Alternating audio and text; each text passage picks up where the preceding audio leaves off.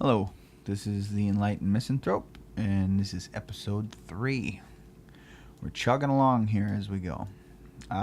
First off, if you hear a weird noise in the background, I want to apologize. That is the furnace fan in my house. It is getting cold here in Wisconsin, and I have my furnace on, and I don't live in a large enough house that I can go anywhere where it's not going to make some sort of racket, so it will come on intermittently and you'll hear it. It's a low hum.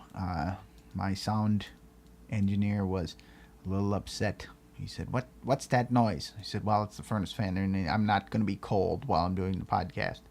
So I will apologize in advance and for the coming weeks because we had some of our first snow this week. So not a lot, just a little bit of flurries, but it was there, and a reminder that, like Game of Thrones, winter is coming.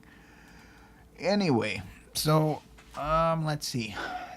I don't really have anything else to tell you. We went over my name. I don't have a lot of followers on Twitter, but a few have followed. I don't know if they followed because they're actually interested in the podcast or they're just people who want their own followers on Twitter. Somehow or other, they're very interested in cryptocurrency, which I know little to nothing about. I mean, I know something about it. I know what Bitcoin is, and I know that had you bought Bitcoin when Bitcoin was small, now you would have a lot of money. But I don't really know too much about Bitcoin in and of itself. But if you crypto people are listening to my podcast, I appreciate it. If you are not, thank you for the follow anyway. So this week I'm going to start out by talking about Walmart and their fairly new policy. It's not brand new, but it's new-ish. They've got this policy that they will shop for you, and I don't understand the point. I mean, I guess, if you work 60 hours a day and you literally go to work and come home and go to bed and go to work and come home and go to bed and, you have no days off for years on end, I could see maybe it being useful. Or you're very old and infirm and shouldn't drive, much less walk around a store is, increasingly difficult for you as you age. I mean, that way I can see it as useful, but they're selling it to, are you too busy for simple but, mundane tasks like grocery shopping? Well, Walmart will do it for you. And it's like, Walmart's going to do it for me. Why would I want that? Like, that's ridiculous. Walmart isn't, hang on a second, I gotta change my headphones.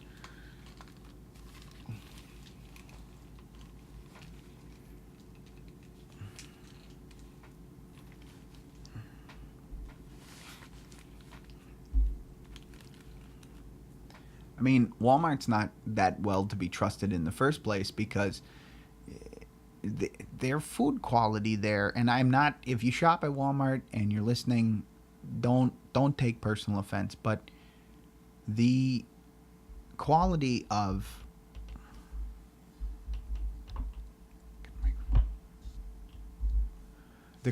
food at Walmart is not the best. It just isn't. Their meat quality is fairly low. Their produce isn't nearly as good. Some of their stuff is okay. It's gotten better over the years than it was when Walmart, when I first remember shopping at Walmart. Walmart's been around a long time, but I remember it, fairly recently in comparison to other stores that I have grown up with. But the idea that they're going to shop for you, now I don't know how many of you currently avail yourself of this service, but just watch your produce. I'll bet you any money that the produce that they give you is going to be crappier than the produce that you're used to. You're going to get produce that is I don't know, in comparison to where if you pick it out, you know what you're doing, you pick it out, it lasts 5 or 6 days out on the counter. This way it'll last 2 or 3 days. Even in the refrigerator, it'll last a couple of days, and you'll be like, oh, it's moldy already. What the hell is this bullshit? And then you throw it out. Well, you got to go back, chop again, because it's an opportunity. I'm not saying this is what they're doing, but I'm saying it's an opportunity for them to take less than top quality produce and sell it to you, the consumer, and then, you don't know any better, because they put it in your car for you. You don't even have to get out of the car. You sit there, you knock on the wind, whatever happens, I don't know. I don't exactly know how it works. I know there's spots you pull up in, and I don't know if there's a call button or what there is, but they show up, they give you their stuff, they pack it in for you, and you're on your way. You don't even have to get out of the car.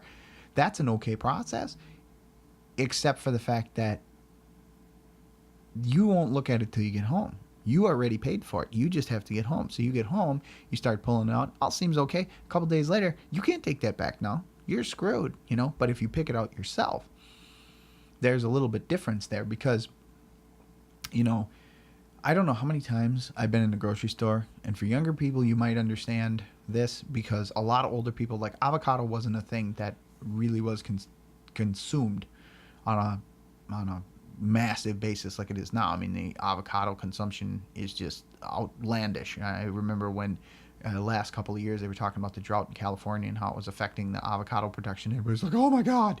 And, so that's just crazy, the amount of avocados we eat now. But the point of that is being that when I have an avocado and I'm sitting there and I'm squeezing it and trying to figure out, okay, it's a little too hard, it's a little too ripe, blah, blah. I don't know how many times I have elderly women or women that are around my mother's age that come up to me and go, how do you know if that's ripe? What are you doing? And I'm like, I'm checking to see if it's ripe. And they're like, how do you know about that? And I'm like, well, I looked it up because I like to eat avocados. And they're like, oh, well, can you? And so then I have to explain to them how to tell if an avocado is ripe. I know how to tell if a pineapple's ripe. There's pineapple sitting on my counter right now. I just looked at it and I thought I'd add that because there's a lot of people that don't know how to tell if vegetables are ripe, but you know by your eye a little bit better. Now, you don't pick out your vegetables. Walmart has an opportunity to give you the lower quality vegetables, like the stuff that's, okay, we got to get this out the door today. I mean, because it's sales. At the end of the day, it is a sales thing. It is a sale, it's a selling opportunity. And getting the produce or the, getting the product out the door that's ready to be useless, like you spent money for it, you paid for it, it's already paid for, now I'm going to sell it. Okay, it sat around for a while. Oh shit. Okay, and you're getting close to the end where it's like this is going to be past its sell by date or its expiration or whatever, and then it's no longer going to be useful. And if that's the case, then you can sell it to the consumer this way instead, and you can stick it in their bag and give it to them. The thing I think of when I think about this is tomatoes. Tomatoes are the biggest pain in the ass in the history of the world, because you can go to the store and you can buy a tomato and it looks okay, but it's the shittiest thing you've ever seen. And people who work in produce know how to tell you a good tomato from a bad tomato. I mean, it's just how it works.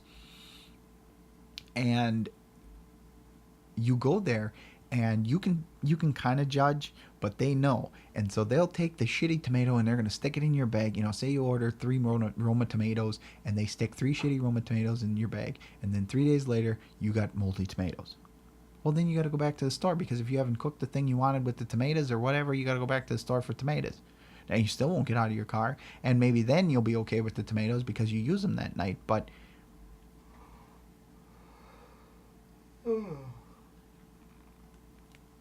you'll use them that night, but it's not going to be, you're going to spend money on 6 tomatoes. Now, granted, everybody's like, well, that's, a little bit of money. It might be, and you're willing to pay for the convenience, I guess. I enjoy shopping for groceries, especially because I like to eat, I like to cook, I do those kind of things, and I like to go, and I like getting deals, and I like to, and to be honest with you, if I'm putting it in my mouth, if I'm putting it in my body, I don't want you touching it. No, you're not picking it out for me. I don't trust you. I'm going to trust Walmart. Really? I'm going to trust Walmart to feed me properly. I don't trust their food in the first place. I'm sure as hell not going to trust the people that work there to give me not the shittiest of the shitty food that they give you. Because, like I said, my personal opinion, their produce, meat, all that stuff is like just barely above dog food quality. I mean, that's how I feel about it. You can, if you shop there and you enjoy their food, you're more than welcome to it. I will not fight you for it at all. I will grant you it's cheaper. I will grant you all that other stuff. But now think about this, and this is the thing that I tell people. Do you not think that to compete with Walmart or to compete with these stores that sell things at a substantive discount, that they wouldn't have you, there wouldn't be a way for them to do it and maintain the quality. They wouldn't, because grocery stores aren't like the same thing as like big business, at least the way I look at it, because grocery stores are screwing over the milk people all the time. That's all you hear about, is how milk prices are way too low for the amount of money that the output for money for those guys is very little compared to the input that they get from producing the milk. And you can't tell me that if say Pick and Save, that's the one by me, it's Walmart or Pick and Save. You can't say that Pick and Save wouldn't figure out a way to get lower quality stuff. Now they're owned by Kroger now, and I'm not entirely enthralled with their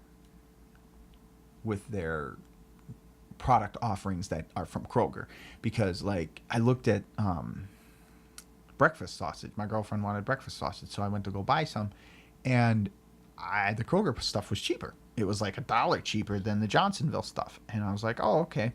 And so I bought it and I brought it home, and that's the last time I'm going to buy it. You want to know why? Because it's got high fructose corn syrup in it.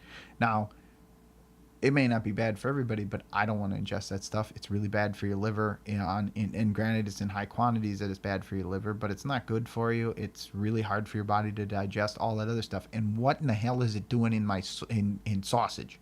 You don't need fructose corn syrup in there. You don't need it. However, it's cheap, and you can add it to a large batch of shit and make it cheaper that way. And that's why it was $1 cheaper, because I looked at Johnsonville and they use sugar. Now, granted, you can argue that sugar is just as bad, but corn syrup versus sugar, I'd rather have sugar.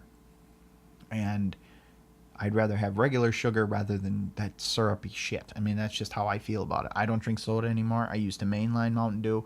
I was one of those people, but I don't do that anymore because I don't like that high fructose corn syrup. And that's what I'm saying to you. This large mass conglomerate of stuff that can produce this stuff at a really low rate, they use lower quality ingredients. They use stuff that's not the best for you because it allows for more bang for their buck, so they can sell it to you cheaper. So getting produce, getting meat, getting that kind of stuff from Walmart probably isn't the best idea. There's some things that there's no difference. I mean, like their canned stuff and stuff like that, there's no difference in certain respects. But overall, you need to, for me, I just think it's ridiculous, because why would you go to Walmart and buy, food and then have them serve it, bring it to you? It's not a restaurant. Like, I'm not going to a place and they're going to prepare it and bring it to me. I eat it, I give them a tip, and I go home. Like, that's not what grocery shopping is. Grocery shopping is getting the things that you're going to produce. You're going to make this. This is going to be your meal. This is what you're going to make for your family, for yourself, for whomever. And at some point, you should be prideful in that. So you should want the ingredients to match the pride that you're going to have in the finished product. You don't want to just get some shit, I mean, there's a tube of junk that you can get that turns into a magical meal. It looks gray and disgusting, and you put it through this process and it turns into this wonderful meal. But the only person who would know it is you. Some people would be okay with that. I am, however, not. Like, if I looked at that and I'm like, good God, I'm going to feed this to people. And it's like, okay, that's what it looks like now. And it tastes like that thing that it looks like. But it came out of a gray tube. It came out of the tube gray and weird colored, and I had to do all this weird shit to it to get it to look like that. And granted, it's an outlandish example. I get it. But what I'm saying to you, though, is I just would think that if you're going to make something and take the time, because I don't really enjoy cooking. I do it. I'm okay at it, but I don't enjoy it because it's such a laborious process. Like everything I do, I got to peel this. I got to cut that. I got to slice up this. I got to do that. I got to do this. I got to do that. I got to watch it. Got to stir it. Got to do it. And it's like an hour process. And, that's not that long in the grand scheme of things, but at a certain point you're like, fuck, I don't, I can understand why people eat freezer meals and pizzas and all that crap, because you throw it in, you go sit down, watch TV, the damn timer goes off, you go over there and get it. It's idiot proof, and it requires no effort on your part. That's the same reason you go to the grocery store and you just have people throw shit in your car, not even your cart. But the point is that you might get screwed on this deal. Like, that's the part that I don't think people are thinking, because This is a business. They want to get product out the door. They get product out the door by any means necessary. Like when they have dented cans, they don't just throw them away. They're not like, oh, this is bad, we throw it away. No, they sell it to you at a discount. Now, there's nothing wrong with it. It's just dented and looks like shit. And people, people are so adverse to buying anything that's, a little messed up or scuffed up or whatever because, oh my God, it's just terrible. It's just terrible. But there's a big difference in it being terrible versus it being, useless. And it's in a can, just open it and shut the hell up. Unless it's leaking or there's something wrong with it, That's the way I look at it. I don't see anything wrong with that. But knowing that people are adverse to, like, okay, this is right on the edge, like sort of brown, but like bananas that are really ripe and are going to be brown in 2 days, you might find those in your bag. And you know what those look like. And you go to the grocery store and you don't buy those bananas because it's like, those bananas are going to be brown tomorrow. I don't want those fucking things. And I don't blame you. I don't want them either. But there's something to be said for that kind of idea that, like, oh, okay, this is so convenient and this is that and this is, but there's something not positive here because Walmart never does anything like this. Like their self-checkouts. Everybody likes their self-checkouts. Everybody thinks it's a great idea. You people are dumb. You're paying to do work. Do you not understand? You're paying to play cashier. You go there and you pay the amount of money that you do. You realize that they buy that stuff cheaper than what they sell it to you for, right? So what is the point of that? Well, the point of that is to pay for the lights, to pay for the refrigeration, to pay for that, to pay for the overhead, and to pay for the employees. So if they're paying for the employees and you go through those self-checkouts, you're saving them money. Do you really want to do that? Do you really want to do that? Do you want to not get the most money out of your experience? That's like these people that I know that buy these credit cards, the debit cards that you can add money onto, and there's like $4.64 left or something, and they just leave it on there. And at the end of the day, they're like, who cares? It's $4. Who cares? Well, you paid for that service. You're legitimately leaving money on the table. Like, you're not even sort of leaving money on the table. You are specifically leaving $4.64 on the table. And this is all the stuff. This whole, Walmart has instituted a lot of stuff that sucks. It just sucks. Because who wants to go through automated cashiers? I don't. I hate that. Especially at the grocery store. Now my grocery store, because Kroger bought Pick and Save, now they brought in them damn self-checkouts. And you have women that work there, and they will check you out. Like, they will come and they will do all your bags, and they will bag it for you. They will, run your money through. They'll do all that stuff, which if they're willing to do that much extra work with that small ass thing, I'm okay with it. But I'd rather have it on a conveyor belt, get it all set up, have my card ready, go through, scan the card, bing, bang, boom. And everybody's like, oh, well, and once they brought him in around here, everybody complained. They complain. And it's mostly old people that shop there when I go because it's in the morning. And they're just bitching constantly. Oh, this is so stupid. They took out those lanes. And then why don't they have more lanes? And now they only have like 2 lanes open. 1 maybe. Usually it's 1 and sometimes the express lane. They have 2 express lanes and 2 regular lanes.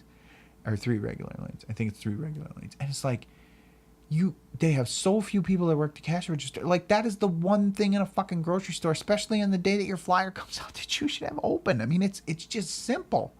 And Walmart is the worst at this. They have like 10 to 15 lanes in every store you go to. And if there's maybe 5 open anytime you go there, that's a lot. And there's still not enough because there's 6 or 7 people in every fucking lane. Because when they have 5 lanes open, that's when there's a lot of people there. And when you go there and there's a lot of people there, there's still none. And then they go through the self-checkouts like frickin' monkeys. And they go, oh, I got to go through the self-checkout. Beep, beep, beep, beep, beep. It's faster. I'll get out of here. Because I think maybe it's a control thing. Like the self-checkout is a control thing because they're interested in controlling their life. And they're interested in controlling I don't know their experience. So if they wait in the self-checkout, they know once I get to the checkout, I'm a faster checker than everybody here. And I'm going to go bing, bing, bing, bing, bing, bing, bing. And I'm going to have everything done. And then I stick my money in and I'm going to be out of here in 2 minutes. Once I get to that checkout, because the line's like 4 people long, but once I get there, I'm going to be faster than everybody. Okay, that's entirely possible. But however, what about those times when your stupid card doesn't work? Or the machine says, put it in the bagging area, and you've already put it in the bagging area. Okay, put it in the bagging area. I already put it in the bagging area. Okay, take something out of the bagging area. It's like, what the? These machines are not perfected, and they're stupid.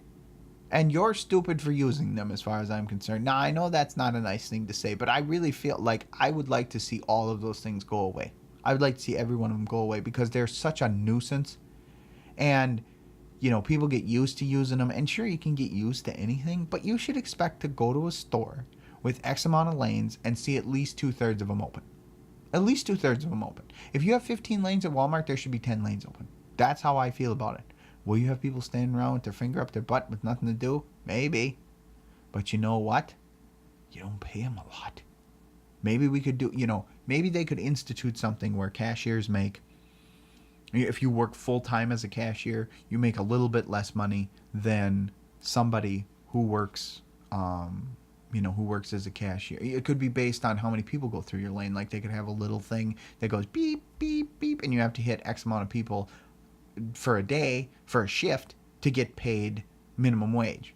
I know that's probably like way too complicated for people to figure out, but I think that would be fairer than expecting if you have 10 lanes open and one lane gets nobody and everybody goes to the other lane and that guy, gets 65 people in 5 minutes, but that other lane's empty and there's enough to go around for, say, 8 lanes, but the other 2 are just standing there.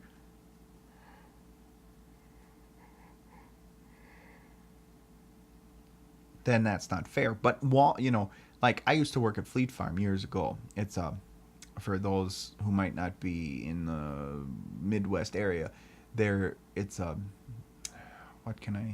don't really know. It's a farm store basically. Like it's for farming equipment and farming stuff and yard stuff and guns and kind of stuff like that. It's not Bass Pro Shop. It's more like a utility store, like a hardware store kind of, but like on steroids.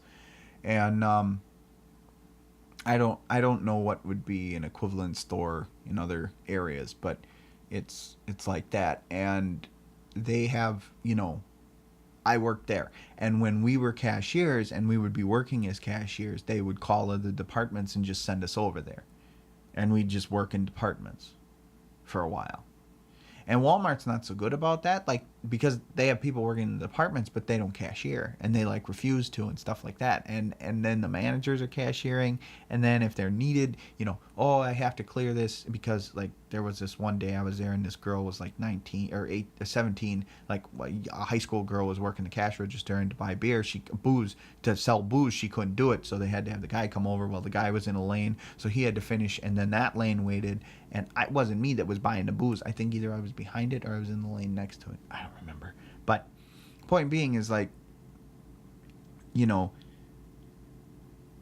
I think this whole idea, like Walmart shopping for you, is just like another thing on top of the stuff that Walmart has done that has made the retail experience worse. I mean, everybody likes Amazon and shit like that because you don't have to do anything. You push a button, it shows up at your house.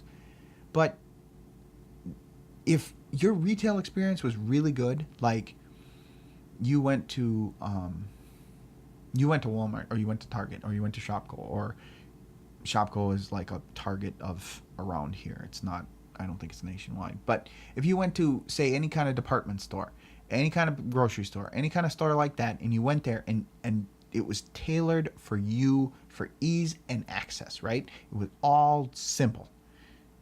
Amazon wouldn't be that great. Because, I mean, unless you're not the smartest, you want to put your hands on something. Like, you can order stuff, but then you got to send it back. That's a fucking pain in the ass. I don't care what you say. If you go to the store and they have an option and you can look at it, you can touch it, you can feel it, you can, if it's a tool, you can bang it on stuff, or, I was thinking of a tape measure. You can pull it out and see how it flaps back, stuff like that. a pot or a pan, you can kind of get the heft of it. You can feel, oh, is this high quality, not high quality? You can, those kind of things. You can't do that on the internet. You see a picture and you get reviews from people. Well, I hate to tell you, but some of the people that review on there lie, and other people on there who review aren't the brightest. So trying to say, oh, well, they're okay, I don't know. It just doesn't seem to make sense to me. Like, if it was me, I want to put my hands on it. I want my own opinion of it, and then boom. And that goes with grocery shopping. That goes with everything. Like, I want my hands on my food. I want to pick out the right bag. I want to touch the food. I want to make sure I got the right thing. And other people are like, who cares? Who cares? I mean, if you don't care about that stuff, like, what the fuck do you care about? I mean, maybe I'm a control freak. That's possible, but you should want to control those things because they are really simple to control. They're really easy to, like, make sure that you have a good setup. And not doing it seems to me to be foolish. And Walmart wants you to do more foolish things. They want you to work for them for free. They want to charge you for prices. They want to charge you prices for guys working to do the work for you. But then when you go through the self-checkout, you're doing the work, so you're saving them money. So then because, if you go through the self-checkout and they gave you like a discount of some sort because you went through the self-checkout and it saved them money, yeah, I'd be all right with that because then I'd go through the self-checkout all the time. And the self-checkout would be too long and you'd have to go and pay full price. The full price would be on the thing. Like, it would say, you'd pick up a can of something and it would say $1.09, but it would take off 5-10 cents or whatever it is, however much is built into the cost of the can of whatever to make up for the overhead. So it'd take off X amount for labor because they're not, I mean, maybe half the labor because the labor had to stock it and do that shit. But nobody checked you out, and that's built into it. So you get like a 1% not even 1%, probably like 0.5%. But that's still something, 0.5% still something. I don't know. It just seems to me that the things that are done now are a little bit ridiculous.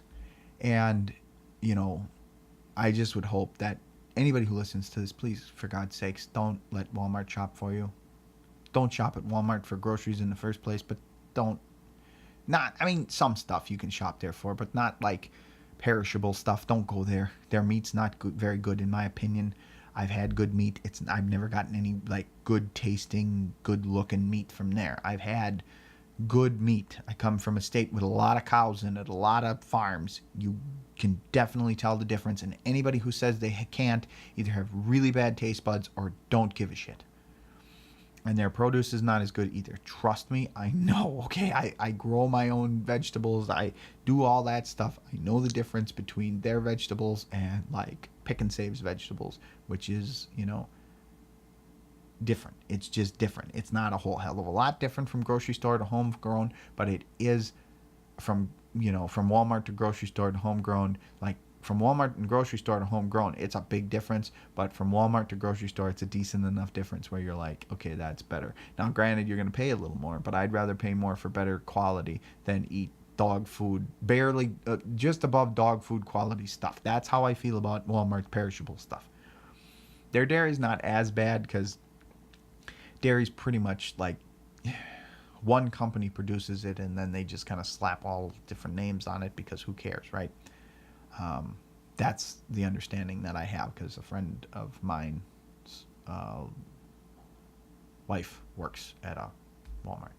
And that's what she says about some of their dairy stuff. She used to work in the dairy department. So, please, God, forsaken hell, don't go and let Walmart shop for you because you're gonna have bad experience. That's just my guess, but maybe I'm wrong. I don't know. And, one thing that makes no sense to me is not actually going grocery shopping and having this, corporate conglomerate tell you, do your shopping for you. Another thing that doesn't make that has that same kind of, restrictive feel is going to any bathroom that you use now, other than your home one, probably, in my experience. I go to the bathroom in stores. I go to the bathroom at school. I go to the bathroom. I'm in college, and I go to the bathroom there. And I go to the bathroom at my gym. You want to wash your hands? Tough shit.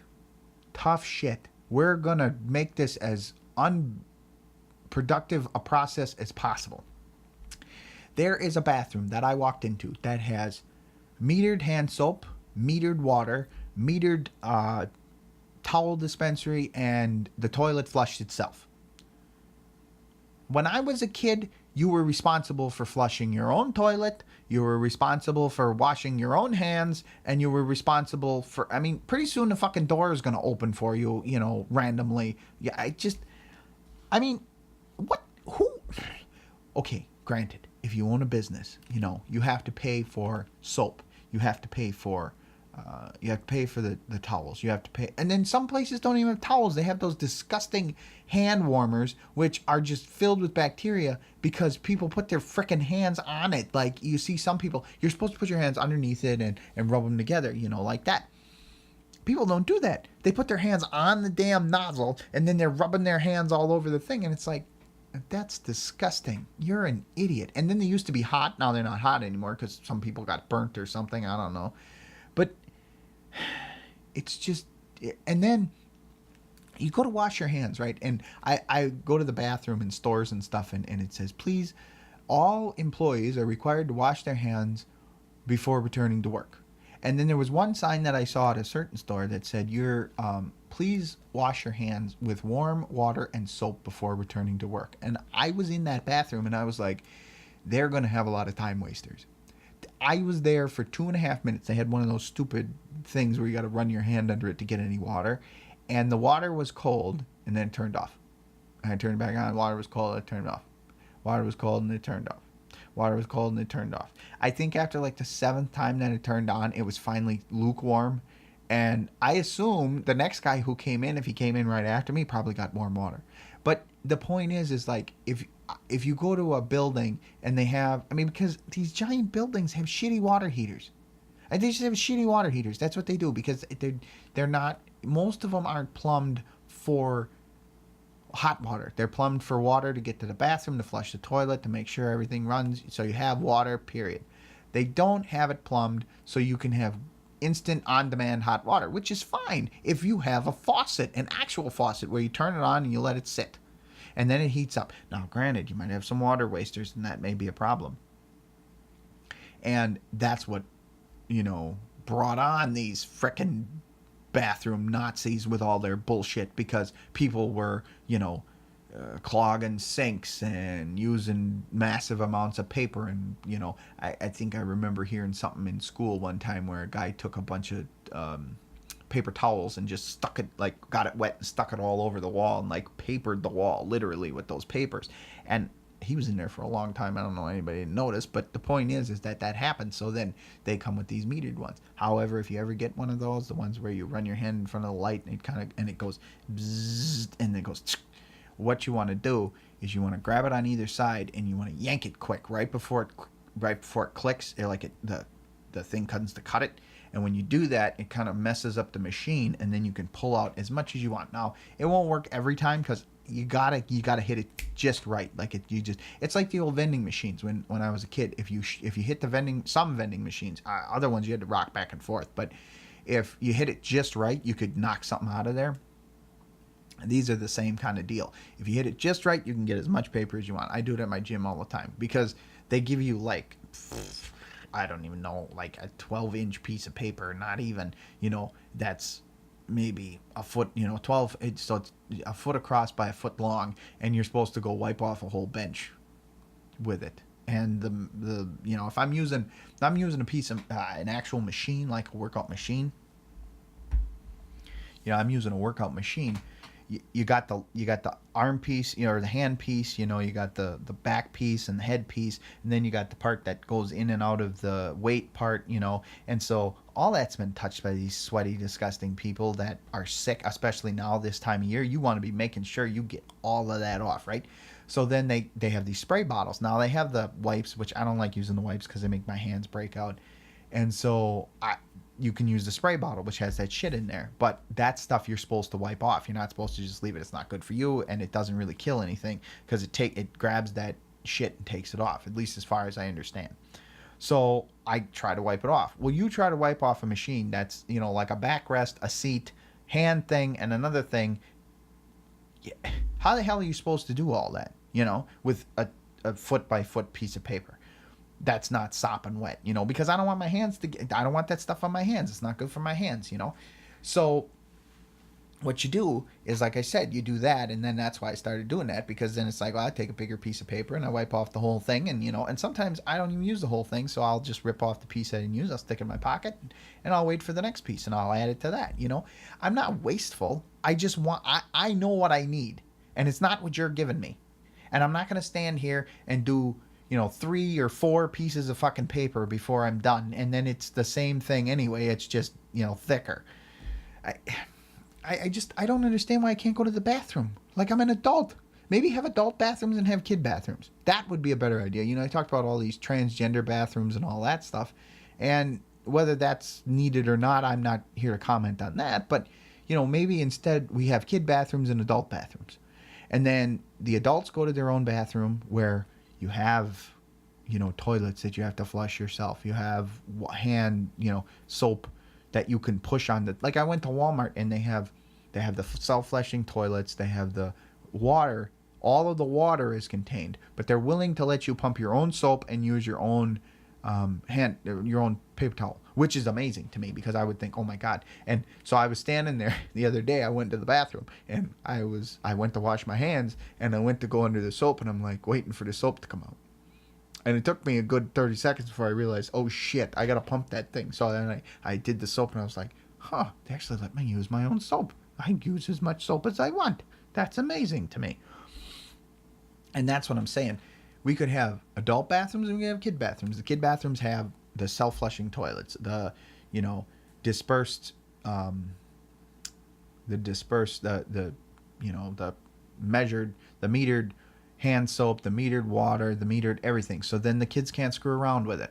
And that would be better. And then, in effect, if we had transgender bathrooms, then we wouldn't have to worry about it, because transgender people could go in the bathrooms and no one would care, because, what the hell's the difference? But I don't know, because I heard some people were talking about, they were worried about the kids. Well, then they wouldn't have to worry about that. Now, still, there was some talk about women, but I don't know. I'm not getting involved in that. That's not the point. Point is if we had kid bathrooms and we had adult bathrooms, then we could have all the safety-proof kid crap, because the kids are usually the ones that do the mess. Now, granted, there's some fucked up adults who do stuff, people, who are just assholes, but you'd have less of that if you had the metered shit for the kids and the non-metered shit, because, you'd have to be, it'd be like a 21 and up bathroom.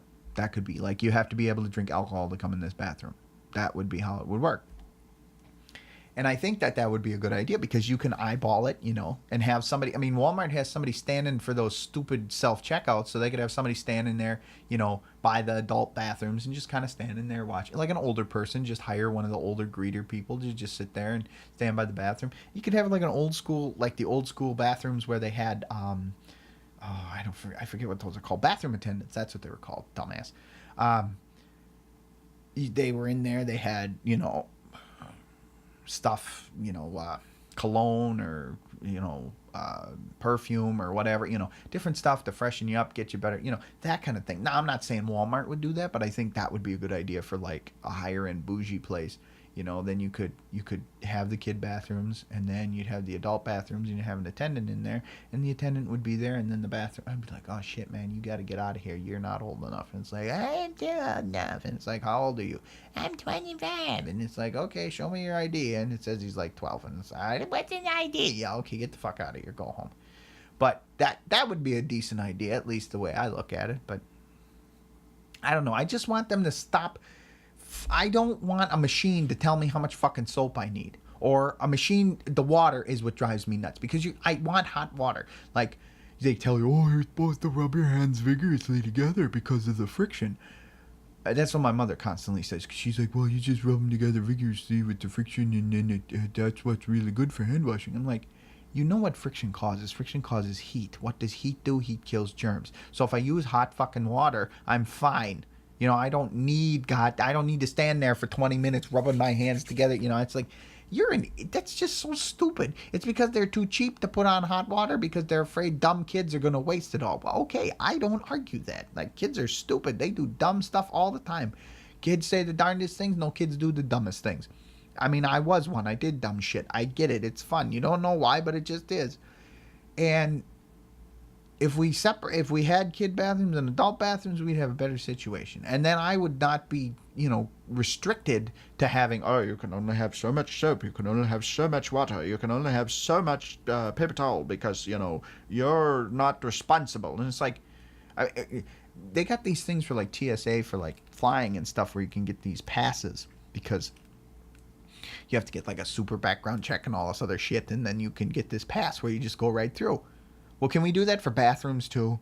Where you have like this super duper card where like every place has to have a bathroom that is, completely unrestricted. And if you have this card, it is that you are a responsible bathroom user or some fucking thing. Because this is ridiculous. I mean, I'm so tired of they have the bathroom, but they might as well not even have it because, they might as well have a hole in the ground. Like, it's the same fucking thing because there's no use in me using it if you're going to restrict the access to it. It's going to be just such a, I mean, you can't wash your hands. You go to the bathroom, you want to wash your hands, you can't even wash your hands. And then they're like, well, most people don't wash their hands. Well, maybe this would help. It'd be more inviting than the thing where you got to rub your, it's just, I don't know. It's just disgusting to think that might cause people not to wash their hands, and then these animals are running around after going to the bathroom without washing their hands. That's just gross. I don't care who you are. Like, that's just, yeesh. I don't know. I don't know. It's just crazy to me. But going from one crazy thing to another. Last week, Conor McGregor fought Habib Nurmagomedov, whatever the fuck. I used to be able to say his last name, but no, I was listening to people talking, they're like, I don't know how to say his last name, and then I forgot. Like, I just can't, like, I got, like, the yips about it. I cannot say it. So for those of you who don't know, the UFC is an MMA organization, and Conor McGregor was the 145-pound champion and then the 155-pound champion. He left the sport to go fight Floyd Mayweather for a reported $100 million, and he was stripped of the belt because I don't think he's fought in 2 years. I think it's 2 years now. And he last fought Eddie Alvarez, who is another MMA fighter. He's a really good fighter. He's one of my favorite fighters. I really like Eddie because he gets the shit kicked out of him and he keeps coming. I've never seen anybody like him. I really like Eddie Alvarez. I like him a lot. And while Conor's been gone, Habib Nurmagomedov, Habib, I'm just going with Habib now, because it's not Khabib, because apparently from where he comes from, the K is silent, so it's Habib. And anyway, he was, he's a really good, he's just a mauler. He is a mauler. Supposedly he wrestled a bear. He's a Sambo champion from Russia, but he's actually from Dagestan, so apparently there's a large Muslim population over there, which I did not realize, but he's very devout Muslim and all this other stuff. That may not be important, you think, but it becomes important later. Anyway, he fought quite a few guys while Conor's been on his little hiatus, and he fought Michael Johnson, who's another 155er. He's kind of bounced around a little bit in divisions, but he's probably best at 155, and he got he's just beating the shit out of him on the ground. There's some footage you can probably find it on YouTube or somewhere where he's just, beating the crap out of him and like, come on, quit. This is my time. I need this. Quit. And he's just just punching the guy. He just takes people down and punches them in the face. Like, that's literally his game plan. Takes people down and punches them in the face. And everybody knows this, and they can't do anything about it because he just comes and gets you, and that's it. And then there's and then he fought. Who did he fight? Well, he was supposed to fight Tony Ferguson, and Tony Ferguson won the interim championship, who's another fighter. He was on The Ultimate Fighter, the television show for the UFC, which gives them some people. They don't really take as many as they used to, because it used to be like this feeder thing. But it's not so much a feeder thing anymore, I don't think, because there's a lot of, there's a lot of seasons I've watched, and then the last few I haven't. I watched this newest one. There's one on currently, but it has heavyweights in it, and I was like watching heavyweights fight because it's just two giant dudes beating the shit out of each other, and sometimes they're fat, and there's always a good chance somebody's going to get knocked out. But anyway, so Tony won, and then he was the interim champion, and then he became the real champion once they stripped Conor. And then he was supposed to fight Habib, and they tried to make that fight like 5 times, and every time, I think one time Habib got really sick. Another time, I think that was when Tony won. Tony won because no, that was against Max Holloway. Never mind. I was thinking Anthony Pettis fought for the belt, but he fought against Max Holloway, and then he couldn't make weight. And that was at 145 pounds. But anyway, so Tony won, and then he got hurt, and so they stripped him of the belt, and then they made the fight for the title with Habib and Al Iaquinta last. I don't remember. I think that was in like earlier this year. And Al Iaquinta is a good fighter, but he's just, Habib is just, I mean, he's a monster. So he won, and he just won. So then there's a lot of talk back and forth about, he wants to kick Conor's ass and all this other stuff.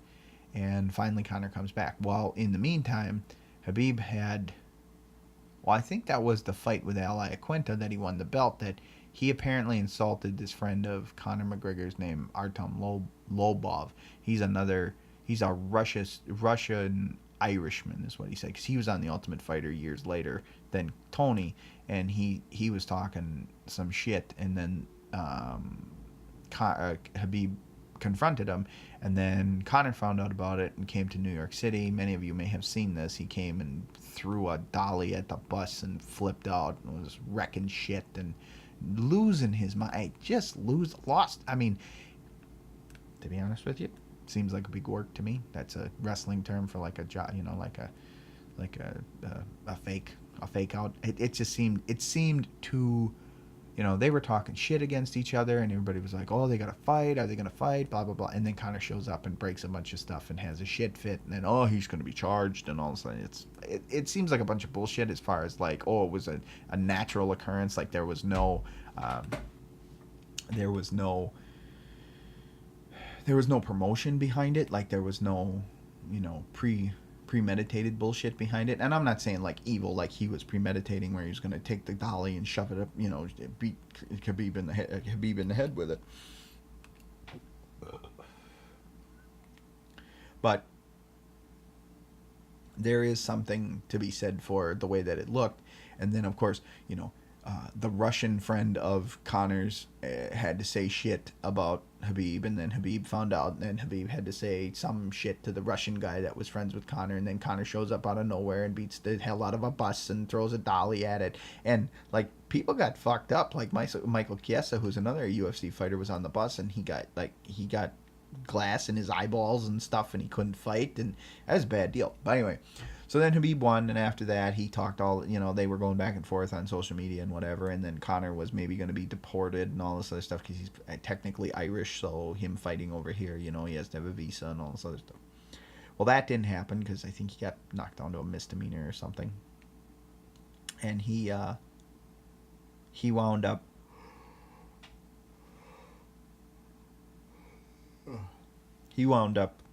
fighting.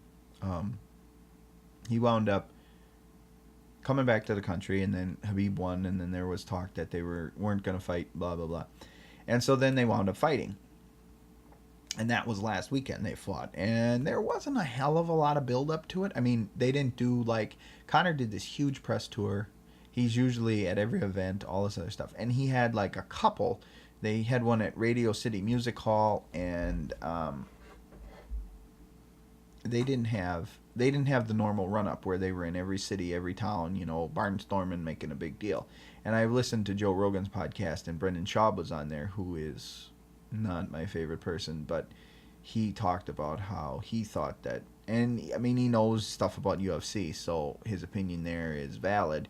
He said he thought Conor was like, I'm not doing this, I got to train for this guy. It's probably one of the biggest fights of my career, and it made sense because he's been off for 2 years and he hadn't fought. And so to think, okay, I got to suck it up and, I can't be screwing around. I got to be in here training now.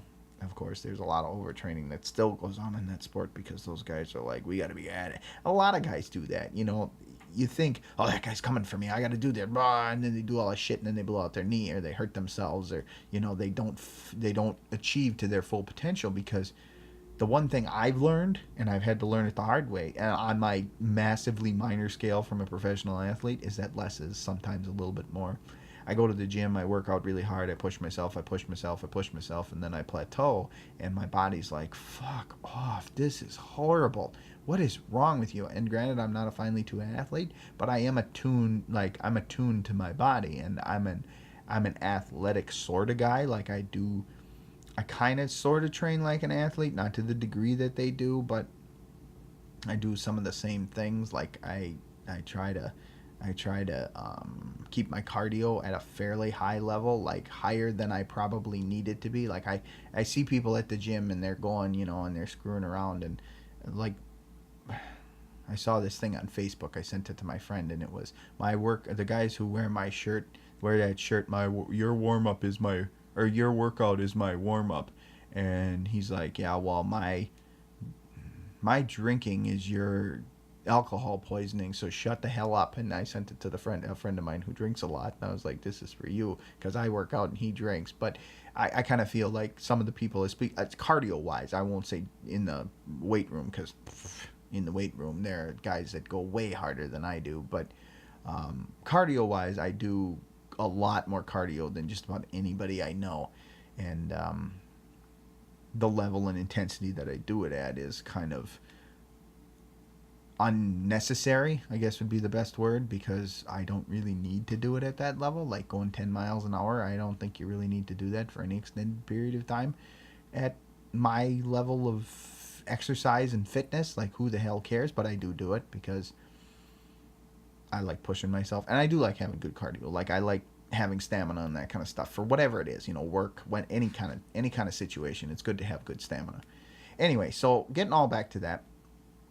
So Brendan Schaub said he thought Connor didn't do the run-up, whatever. So they had this one at Radio City Music Hall, and he just went in on anybody who's, if you know Connor at all, if you're a fan, you understand what I'm saying. For those who don't know anything about UFC, Connor is a shit talker, and he is a seller of a fight. Like, that guy knows how to talk shit and sell fights and do all this stuff.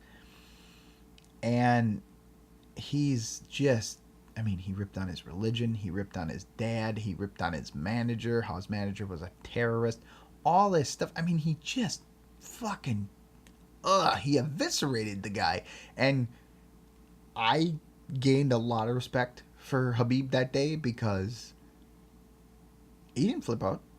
He just kind of told him to shut up, and then he's like, okay, we'll see you in the ring. I don't give a shit. Like, he didn't even look mad. He didn't look mad. Like, he said stuff, but he kind of was like, had the same, so he always looks kind of pissed off. He's got this like longer beard and a shaved head. He's got really intense eyes, so he always has an intense look on his face. So he always looks pissed off. But he just was like, okay. He just had that look on his face the entire time. And I was like, fuck, if he said some of that shit to me, I'd like shove that. And then he had a belt with him, like he was still a champ and all this other stuff. And he's just such a fucking asshole. Like, he's selling the fight, and maybe he's not a bad person, all that stuff. Like, he's got to sell a persona, and he's made a lot of money doing it. He fought fucking Floyd Mayweather and made $100 million doing it. So, and he's not even a boxer. Like, he wasn't a boxer before he was a fighter. Like, there's a lot of guys in the old days that were boxers and then became MMA fighters. It's not like that anymore. Everybody trains MMA. You do everything, and he was one of those guys. He's in that class of training just MMA. So he decides that he's going to do all this shit, and he just talked shit about Muslims and his dad, because Khabib's dad couldn't get a visa, and he was still over in Russia, and he was just, extremely disrespectful is the wording that came out of Khabib's mouth and came out of my mouth. And so at the end of the day, before the fight came, my cousin was talking to me, and I posted on Twitter that I kind of saw the UFC fight to be like Rocky 3. Connor's fat and happy. Rocky was fat and happy. There was a young, hungry guy coming for the belt. Didn't have the belt, but coming for the belt. And he got the shit kicked out of him because he was screwing around. Now, Connor wasn't screwing around. like Brendan Schaub, he said, well, he's not doing all this stuff because he wants to train. Maybe that's what he was doing. But for 2 years, he didn't fight or train that much. I mean, he wasn't training like he was fighting. And granted, he was training. He posted stuff on Twitter and on Instagram and stuff of him in the gym and sweating and half naked and all that other stuff, which, unless you're going to go under a hose and then pose in your underwear, that don't really make much sense. But maybe he did that for image. I doubt it, but it's possible. But the point being is that I saw it as Rocky 3 because it was like, well, Conor's got everything and Khabib's just kind of getting there. Like, he's relatively unknown until he fought for the title. And now he has the title, so now he has some name recognition, but he's not American. He doesn't have the best English. He has very good English, but it's not the best English all the time.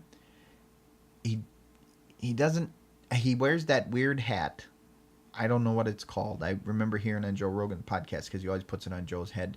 And that part differentiates him, but everything else, he's just some random dude. I mean, just everything else. He's a random dude, except the way he fights. But even the way he fights isn't that exciting. Like, he just takes you down and he's like a meat grinder. You just go in there and you come out in tiny pieces. That's what happens. He doesn't always knock you out. He doesn't always tap you out. But your face looks terrible. You've been in a fight after you went to fight that guy. There's some guys where, they fight 3, sometimes even 5 rounds, and they look like nobody was even in. Nobody was even in a fight. But there's situations where I just don't see. He doesn't have the name recognition that Conor does. So because he doesn't have all of that, I just saw it as like, okay, this hungry guy, up and coming, he's already sort of achieved, but this is the mountain. This is the mountain. Conor's the mountain. Can he take down the mountain?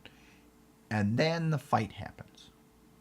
And I just saw today, they posted some video, because I didn't buy the pay-per-view. I'm not buying the pay-per-view. Sorry, it's too expensive. And I can see the highlights, and I can even sometimes see the fights after they happen on like YouTube and stuff. I know I'm not supposed to watch that, but I'm not paying whatever it is, $60, $80, however much it is for the fight.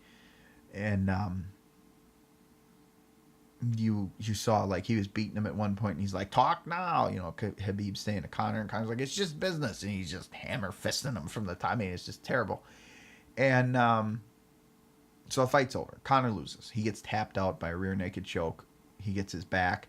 Khabib got his back, and he sunk in a choke from behind him underneath his neck. For those of you who don't know what a rear naked choke is, basically, he got on his back, and he put the crux of his elbow around his neck and just choked him until he tapped out. And he just went, and that was it. And so Conor talked all that shit, said he was going to destroy that guy, whatever. And Khabib was like, yeah. And I don't even think he celebrated for more than like 10 seconds. And then this dipshit Dylan Dennis, who apparently is a really good jiu-jitsu guy, he tapped out a guy in a Bellator fight I saw. I don't remember how long ago that was, but I mean, he didn't look all that impressive. He's like a low-rent version of Conor, where like he's really good at jiu-jitsu.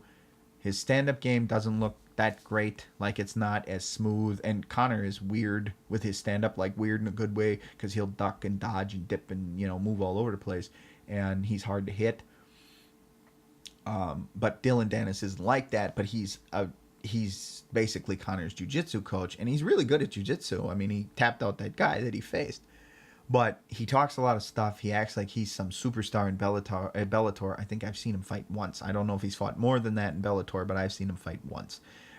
It wasn't super impressive. His jiu-jitsu, like, the other guy didn't know what he was doing is what it looked like. So I don't know if that means his jiu-jitsu was impressive or that other guy just didn't know what he was doing. Either way, he tapped him out really quickly.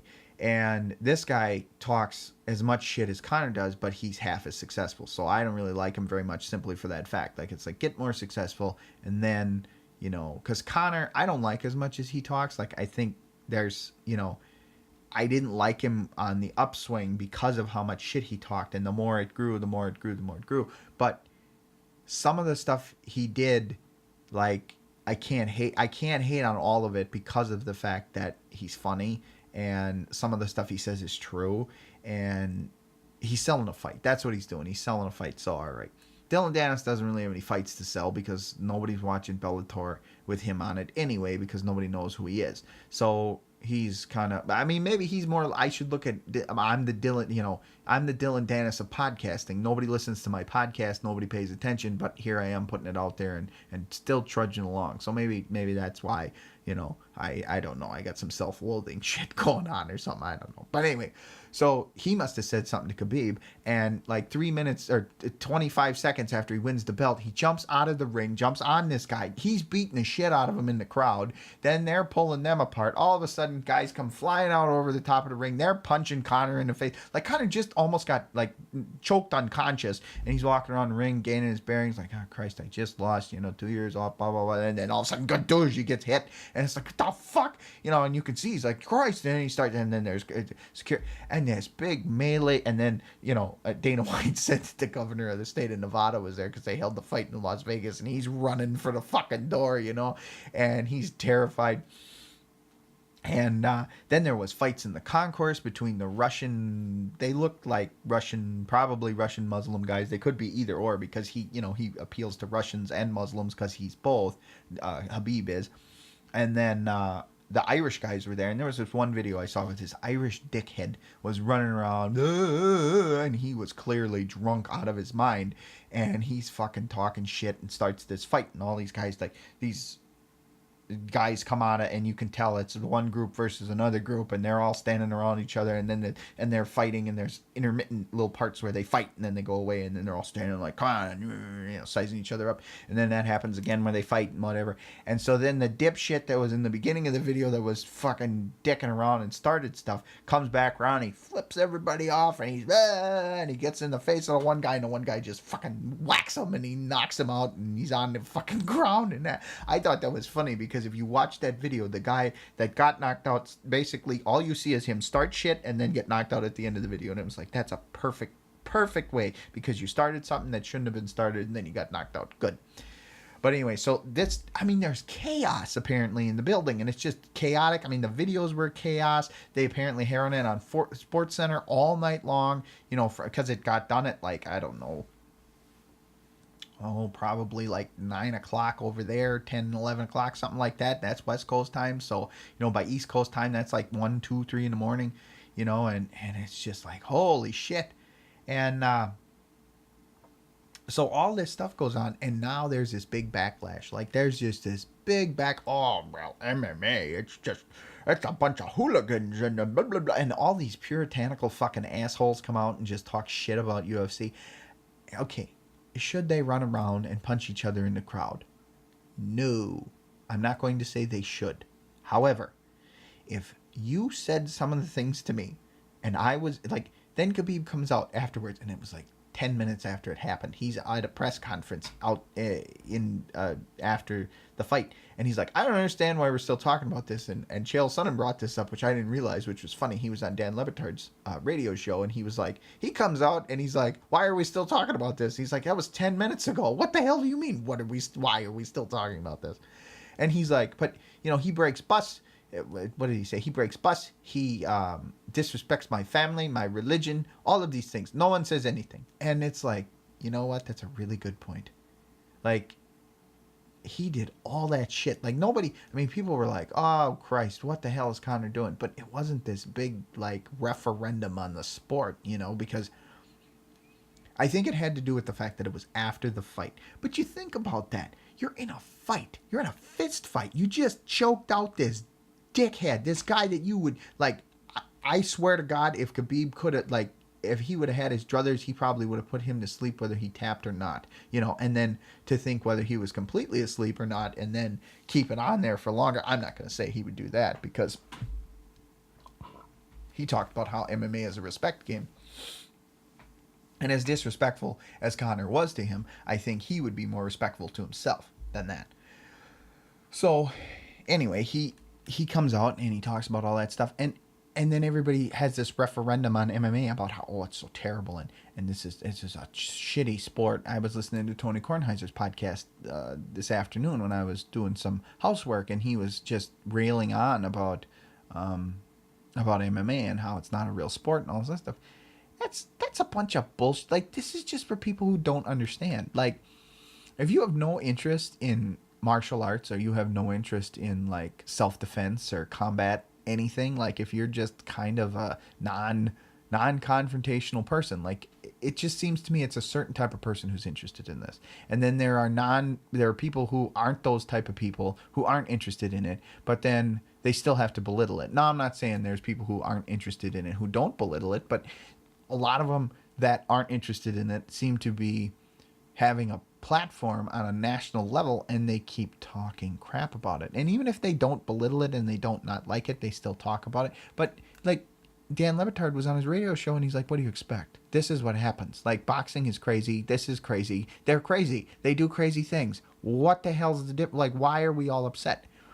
I mean, I wouldn't blame football players for doing it. I wouldn't blame, basketball players for doing it necessarily. I wouldn't blame, and now baseball, that's a little different because baseball's kind of slow, but anything where there's a lot of adrenaline, a lot of intensity, you're really moving, that kind of thing. But fighting is an entirely different game, that's what did they say?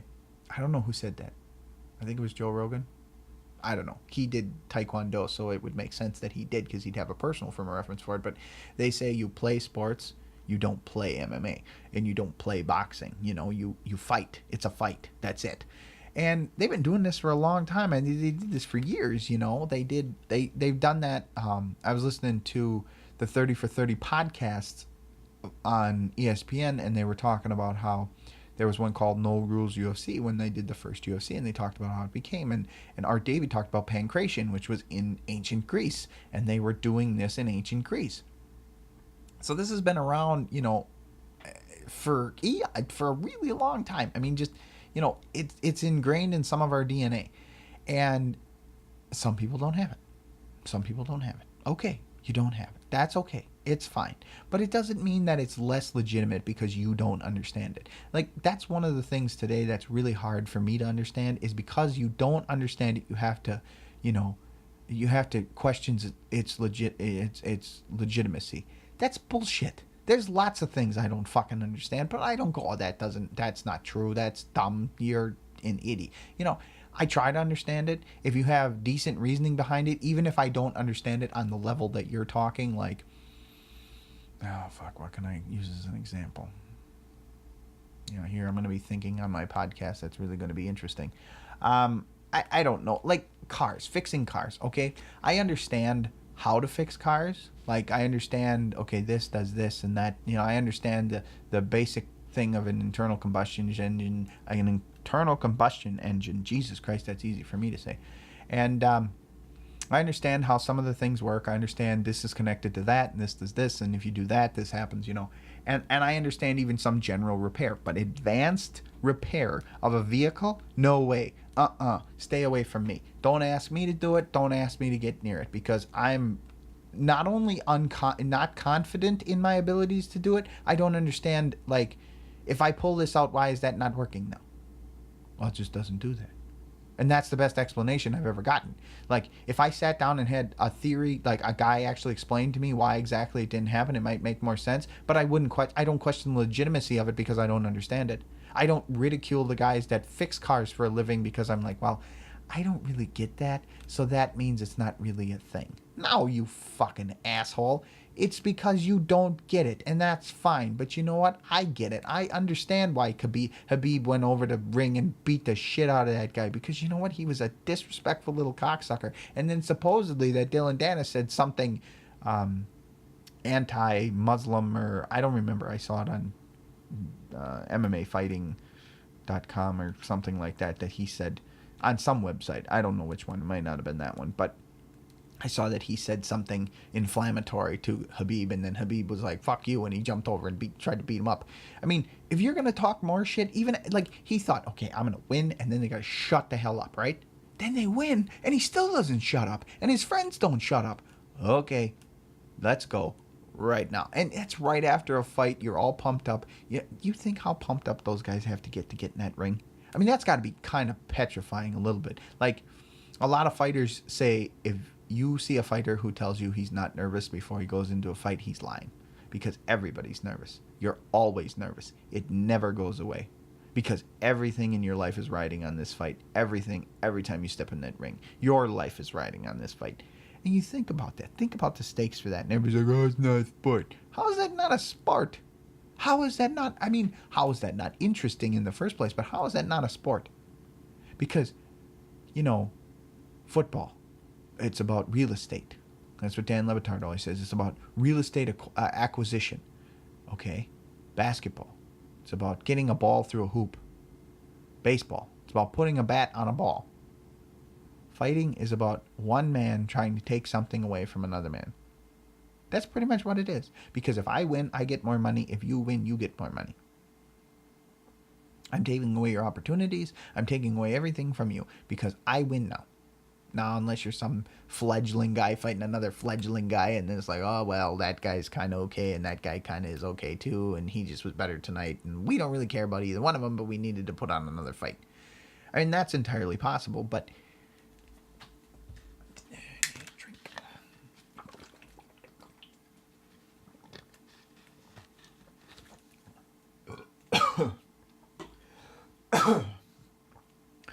But, you know...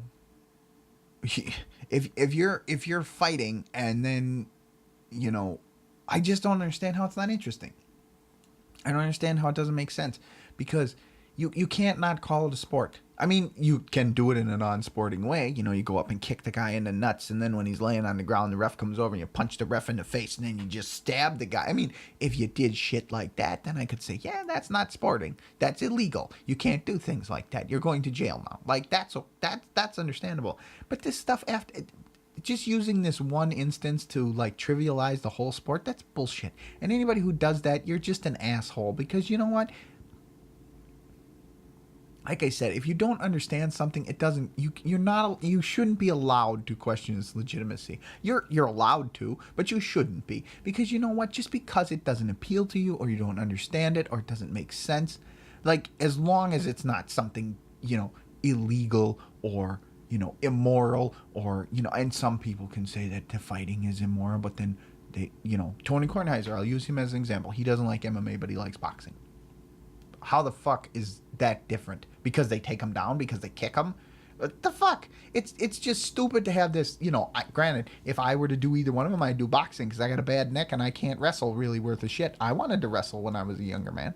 I thought it would be fun, you know. I liked the idea of wrestling. I thought it would be a good skill to have in my toolbox, but I got a messed up neck, so I can't really wrestle like that.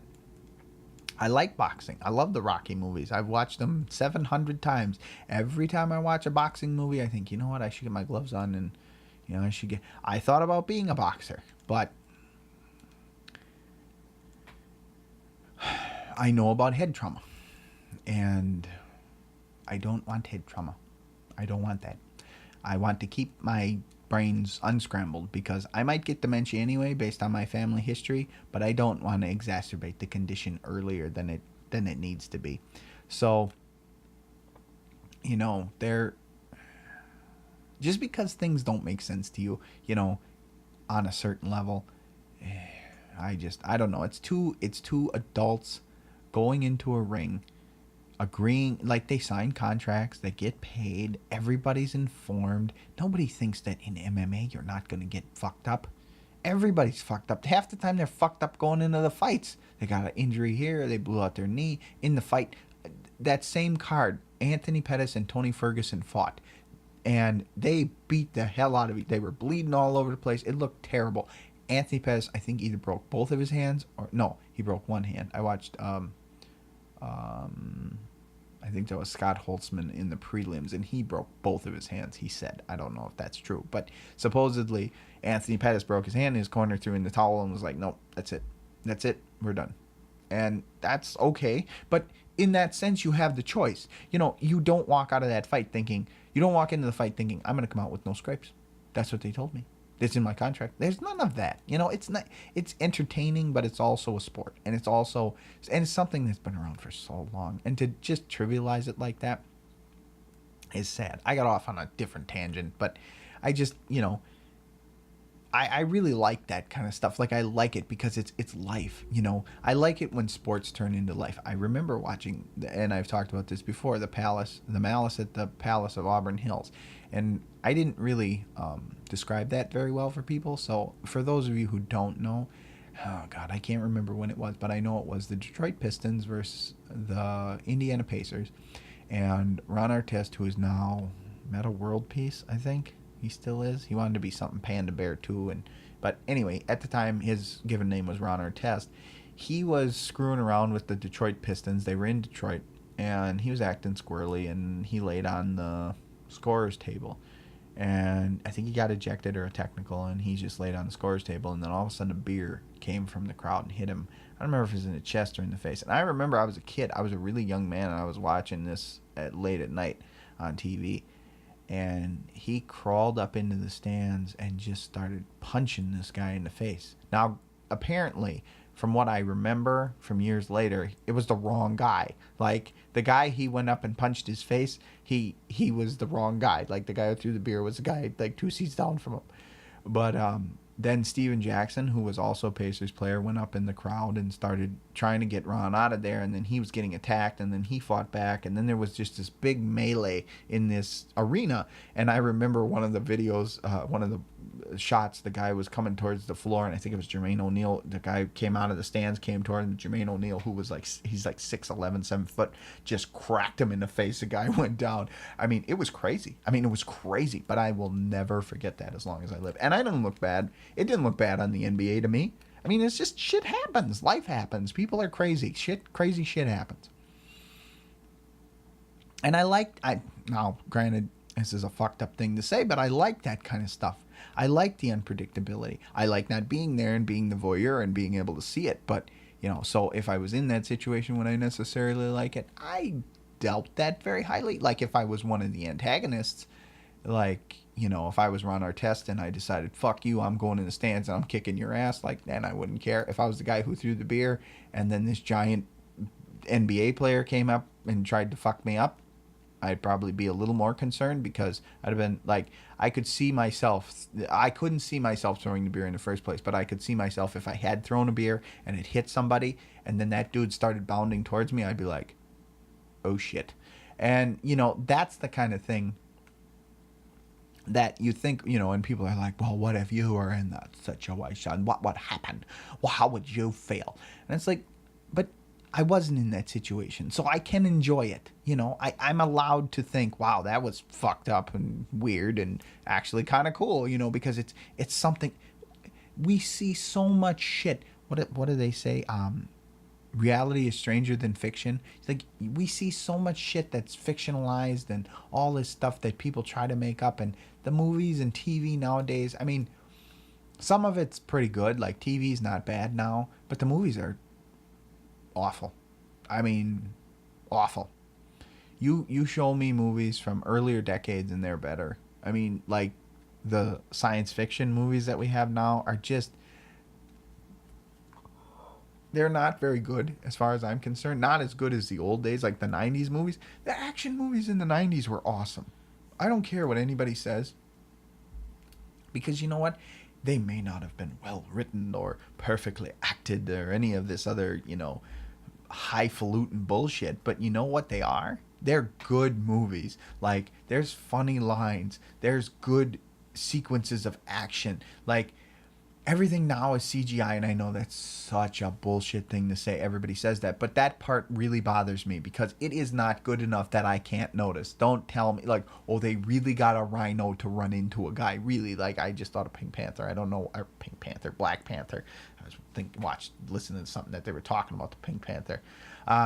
But Black Panther, and oh, rhino ran into the guy. Oh, yeah, they really got a rhino to run into a guy. What a bunch of bullshit. Like, they did stuff in the older movies because they didn't have, you know, like, their animation was terrible. So you had to suspend disbelief. But now they try to get it so it's good enough that you don't have to suspend disbelief. And you're like, holy shit, that guy just hit him with a rhino, you know. But it's not that good. It's not that good. It's not that good. And like, I watched Kong Skull Island. That was actually a pretty good movie because it was kind of old school. Like, you knew, okay, there's no giant monkey. There's just no giant ape on some island that they never found. So, okay. Would I have picked Tom Hiddleston to be like one of the main guys? No. But they don't really have action stars anymore. There aren't guys who are hulking and gigantic. I think of like Arnold Schwarzenegger or to a lesser degree Stallone, because I think Stallone's a better actor than a lot of people give him credit for. And,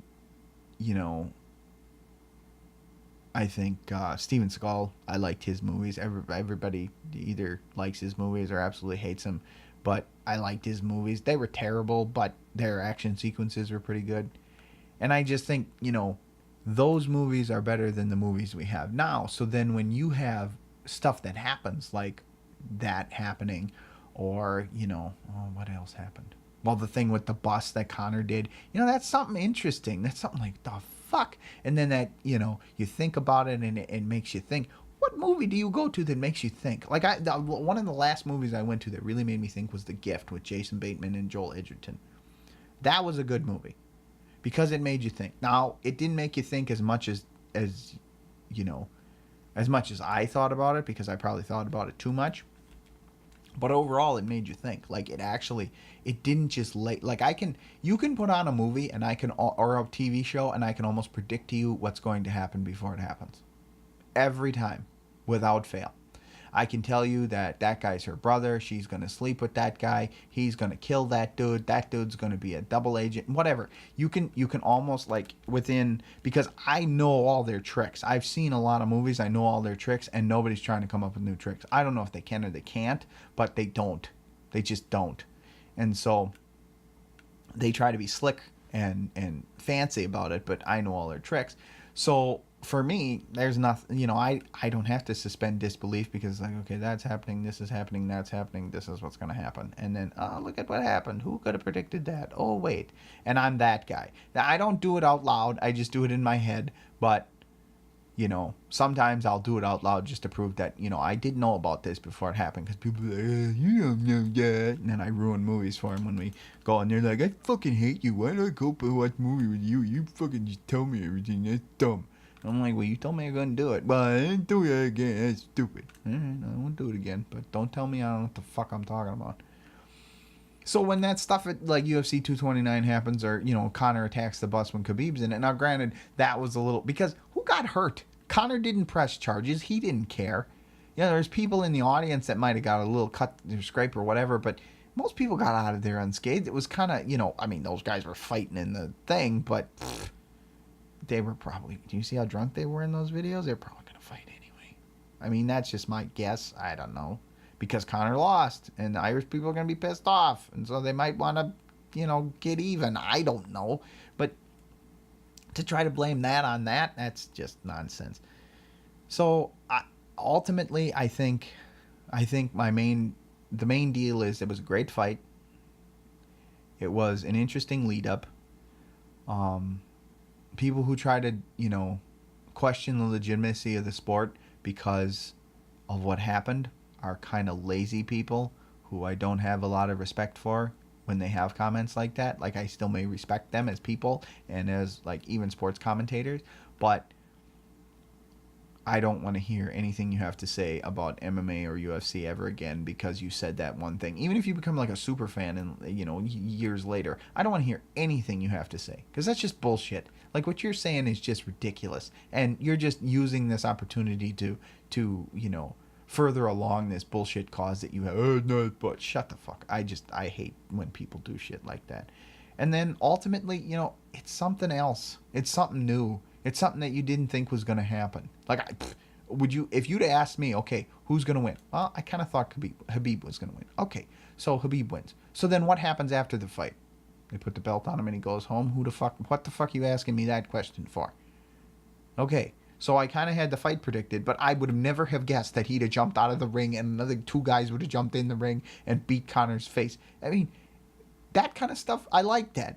Unexpected things. Now, granted, it could have been handled better and, they probably shouldn't have done that, but I'm not going to be up in arms about it and hate on the sport and all that other stuff that people are doing. I think overall UFC 229 was pretty awesome. I just think it was awesome. And we have Connor and Habib to thank for that, and then Connor's team and Habib's team to thank for that. So to go from UFC 229, yeah, 29. Christ, we'd be doing these podcasts a long time ago. To go from that to another guy who is using his mouth to get either in trouble or out of trouble. I'm not exactly sure what the hell is going on. What the hell is going on with Jimmy Butler? I don't know if you guys who are listening to this are following this story, but holy shit, is that guy... I don't know what his goal is. Is he trying to get out of town, or is he trying to be like... get max contract from them? I mean, he requested a trade. We talked about this in my first episode. He requested a trade. I don't like Jimmy Butler as far as, like, if I was an NBA team, I'd be like, fuck you, stay away from me. I don't want anything to do with you. You're nuts. And then I heard something a couple weeks ago about how Karl Anthony Towns and Andrew Wiggins, who are the two younger, better players, because they're better than he is as far as, like, talent-wise, but they might not be reaching their full potential. And they may not be, pushing themselves as hard as they should. And for me, I think, like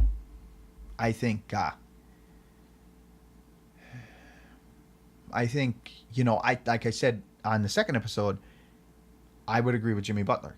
I'd be like, are you fucking kidding me? Look how good you are. Just put 12% of your effort towards this and you're going to be like the best that ever lived. You know what I mean? I'm not saying that either one of those guys would be, but that's probably how Jimmy Butler looks at it. Like, they could be one of the top players in the league, but they're just dicking around.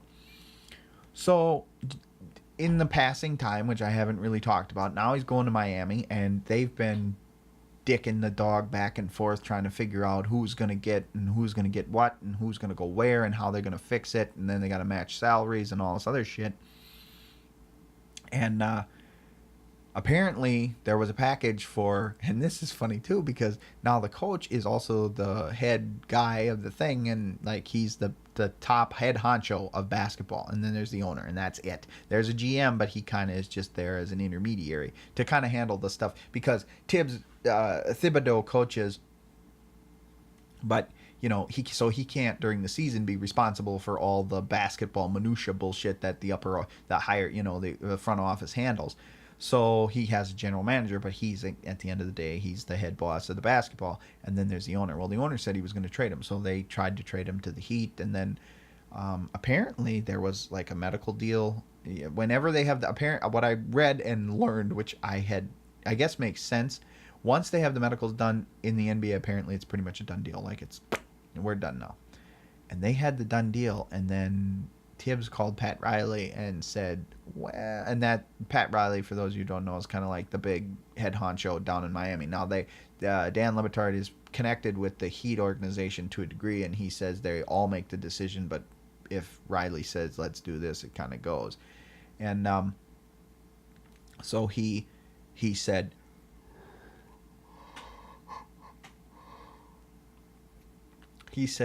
they had it all set up, and then Tibbs called him back and goes, well, I'd like some first-round picks. And apparently Pat Riley called him a motherfucker on the phone. I don't know if that's true. That was something I read on the internet and on Twitter, but if that's true, that's pretty funny, because Tibbs doesn't want him to leave. So we'll get back to that, because Jimmy Butler showed up at practice. I don't remember what day that was. I think it was Wednesday. Yeah, because yesterday they canceled practice. I saw that. So it was Wednesday. They had practice. And he shows up and basically takes the third stringers and beats the first string guys, and then shits on the first string guys the entire time. That's all he did. He talked shit to Cat. He talked shit to Andrew Wiggins. He talked shit to all kinds of people. And he just ripped on him endlessly. And he said something like, who's the best player? Cat. Who's the most talented? Wiggins. Who works the hardest? Me. And he's like, I ain't gonna bullshit with you, and blah, blah, and he fucking leaves practice, and he didn't stretch with his teammates. He walked out the door. And then he had an interview with Rachel Nichols on ESPN, like, immediately after, and he was just like, I don't fuck around, I'm cool, I know what I'm doing, and these guys need to follow me, and I don't know any other way to lead except bull, blah, blah, blah, and it's like, Jesus Christ, and his hair looks crazy, like, he's got that hairdo that it kind of like goes up a little bit, like I think that's a high top, I don't know, but he's got it, and then it like spurts out like kind of like a crown but there's like all over the place, and it looks nuts, and so he looks crazy, and then he's talking crazy, and I'm like, what's wrong with this guy? And so then Tibbs didn't cancel the next practice until later, but apparently he doesn't have a problem with it. And I'm like, of course he doesn't, because he can't reach these guys on a certain level. Like, he can't reach these guys, so he can't make them work harder. He can't get them to do what they're supposed to. I mean, he's got Karl Anthony Towns and Andrew Wiggins. I wrote this on Twitter. They should be a 6th seed every year, period. There should be no other question.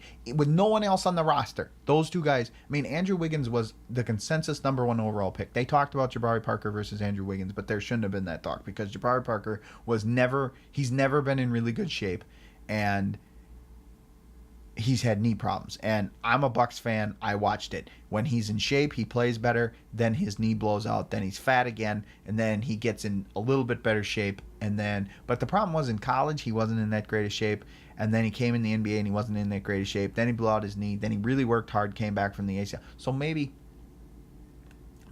last year he wasn't really good, and now he's down in Chicago, which is probably good for him because that's where he's from, and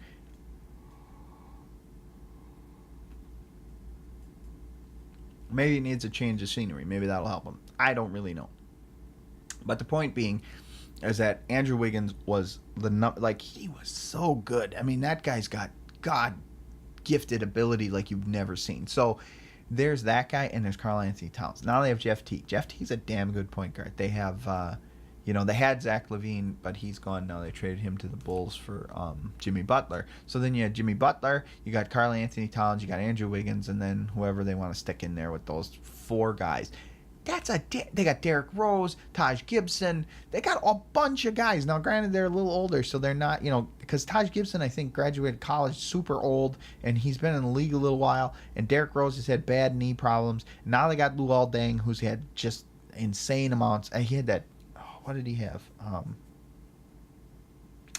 I don't know. He had some kind of back spinal problem. Like, he had an injection or something, and it went really bad, and he got really sick, and it was very strange.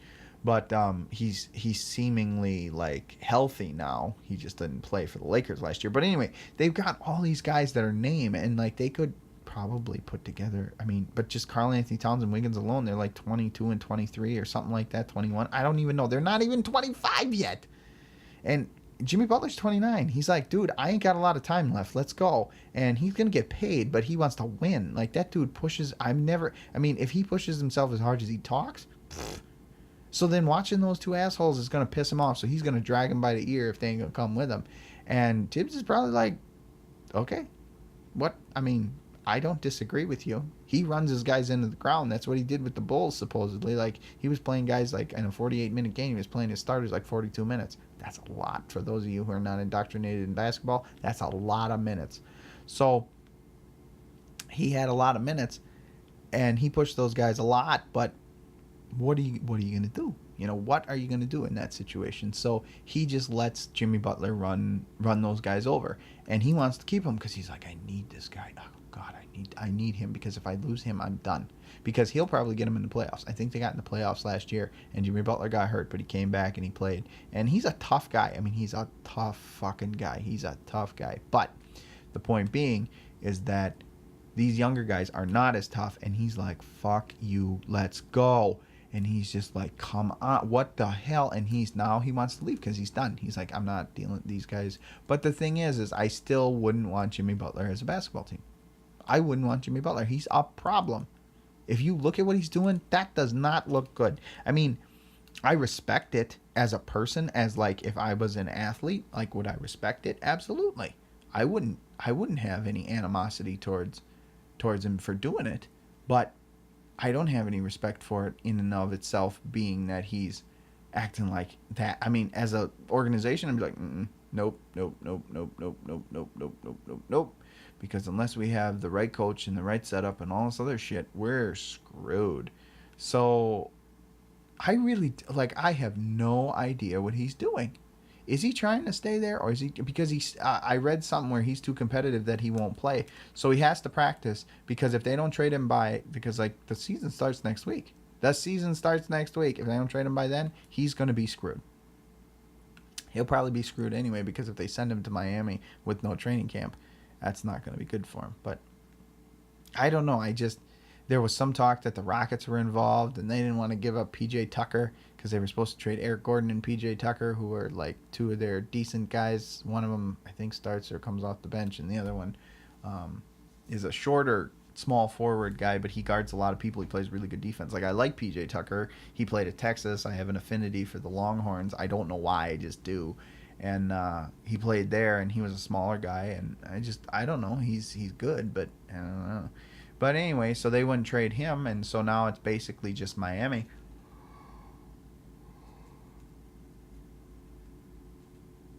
Because they had talked with the Bucks, and the Bucks, they wanted Chris Middleton for Jimmy Butler, and the Bucks said no. And I don't disagree with that, because Chris Middleton doesn't seem like a troublemaker, and Jimmy Butler seems like a troublemaker. And then now, talking about the Bucks, this is completely off the Jimmy Butler topic. I read this thing that was posted initially on Hoops Hype, and then it got picked up by Pro Basketball Talk, and they're like, this GM, this ex-NBA GM who's really linked in said, I'll bet anything that Giannis Antetokounmpo doesn't stay in Milwaukee. And I'm like, if he fucking leaves, Jesus Christ.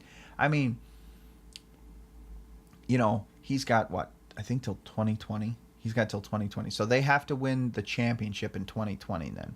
That's what that means. Because if he leaves before then, because they lost Kareem when I think he was still Lou Alcindor at that time, or did he become Kareem while he was still in Milwaukee? I don't know. But Kareem Abdul-Jabbar, for those of you who don't know, which if anybody knows anything about basketball, you know Kareem Abdul-Jabbar. He was a 7'3" guy. He had the sky hook that nobody could stop.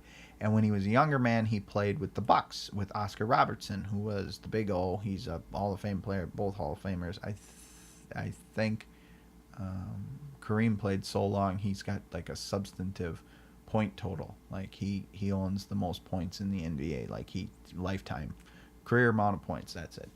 And the big O averaged a triple-double, which didn't happen until Westbrook did it, I think, last year. And, they were really good together. They won a championship. And then I think that next year he went and played in Los Angeles. But he was born in New York. He went to UCLA for college. And then he didn't really like Milwaukee very much. But if they lose Giannis, who's going to be the next dude? Like, when LeBron's done, he's going to be the next dude. I don't care what anybody says. I mean, he gets better every year. He's not 100% yet. He's only been in the league 5 years, but he's only like 23. I mean, he's a young guy yet. He's still got some time. I think personally, by the time you're 25, you are who you are as a basketball player. Even when they're 18, they are who they are. They're not getting any better by 25. I think that has something to do with the fact that their brains mature by the time they're, they say brains don't fully form until you're 24. So when your brain's fully formed, then it's harder for you to learn new stuff, and either you, but like LeBron, bust your ass and do it anyway, or you're like, fuck that, I'm done. I'm just going to do what I'm good at, and that's it. And that's why some guys plateau. That's my assumption. I don't know if it's true, but it's just something that I've kind of seen, and through my own scientific research of looking at stuff and just kind of recognizing what people do, and then seeing them not, get better or mature in any way in that sense, then I just think, okay, well, this is how it is now. So he's got 2 years till then, and I just think, man, he's gonna be the man. He's gonna be the man. And if he's the man, then what does that say if we lose him again? Because we lost Kareem, and now we're gonna lose Giannis, and it's like, oh God, please God, don't go anywhere, because the Bucks stink. I mean, the Bucks stink out loud before he got there. They stunk for a while he was there. I mean, he was a fucking gangly fuck up. I mean, he fucked up a lot of shit. He's a good player now, but in the beginning he was not anything near what he is now. And that just shows you the growth that he's made. I mean, he is a massively better basketball player now. I mean, just massively. He's got handle. He had the tools, like the raw implements were there, but none of them were refined. He had no idea what the fuck he was doing, and it was hard to watch. But now it's better, it's easier, he's a better player, and then he's going to be at his full peak, and we're going to lose him. The Bucks are going to lose them. Are you fucking kidding me? That's going to be depressing. But anyway, that's not the point. The point is that Jimmy Butler is out there, and the Bucks said no. That's good. The Heat should say no after that bullshit that they pulled with the trade, and then Jimmy Butler should just. He went to practice. Obviously, he wants to be on the team. He wants to play. He's not going to sit out. He's not going to pull a Kawhi Leonard and sit out the year and bitch and moan and complain and be like, my whatever hurts. I'm not coming back. And then it's like, okay, we'll trade you to Toronto. Bye. And Jimmy Butler's not going to do that. He's going to play. He's coming back. He's going to play. And you're going to have to fucking deal with him. So I'd just be like, look, I'd go to the owner if I was Thibs and I'd be like, look, he's here. He's not going anywhere. We're going to have to figure this out. We're not going to get what we want from anybody else. And Miami's not going to go high enough. Let's just be done. Let's just take him back, figure it out. Let's try to sign him. Let's just try to keep it together. Can we do that? Okay. And just see what happens. I don't know. I would, if I was any other organization, I'd be like, I'm out, Jimmy Butler, I'm done. Nope, you keep him. That's it. And then if you're Thibs, he can put you in the playoffs. He will make it happen with those guys because he will put them in positions where they can succeed because he's smart enough to do that. They may not be, but he is. And so it helps everybody except apparently Jimmy Butler, which I feel bad for Jimmy Butler in a sense, but I don't because he's kind of made his bed now. He's always made his own choices. That's kind of been who he is. He's always done that. And from what you hear. And so if that's the case, you laid your bed in it now, man. You made your bed now. You got to lay in it.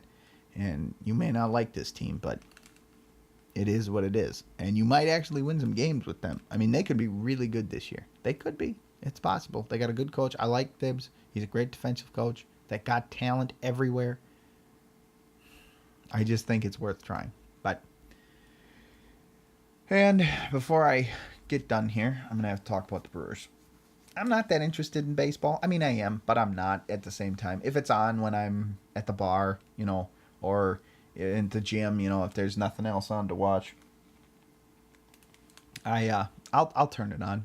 And, I'll watch the Brewers, and it's like, oh, yeah, okay. And, it's okay. It's okay. I like the replays on FS Wisconsin because then you don't have to watch boring, just, 12, 15, 30 pitch at bats where guys falling off 350 times. And you're like, oh, my God, make this go away.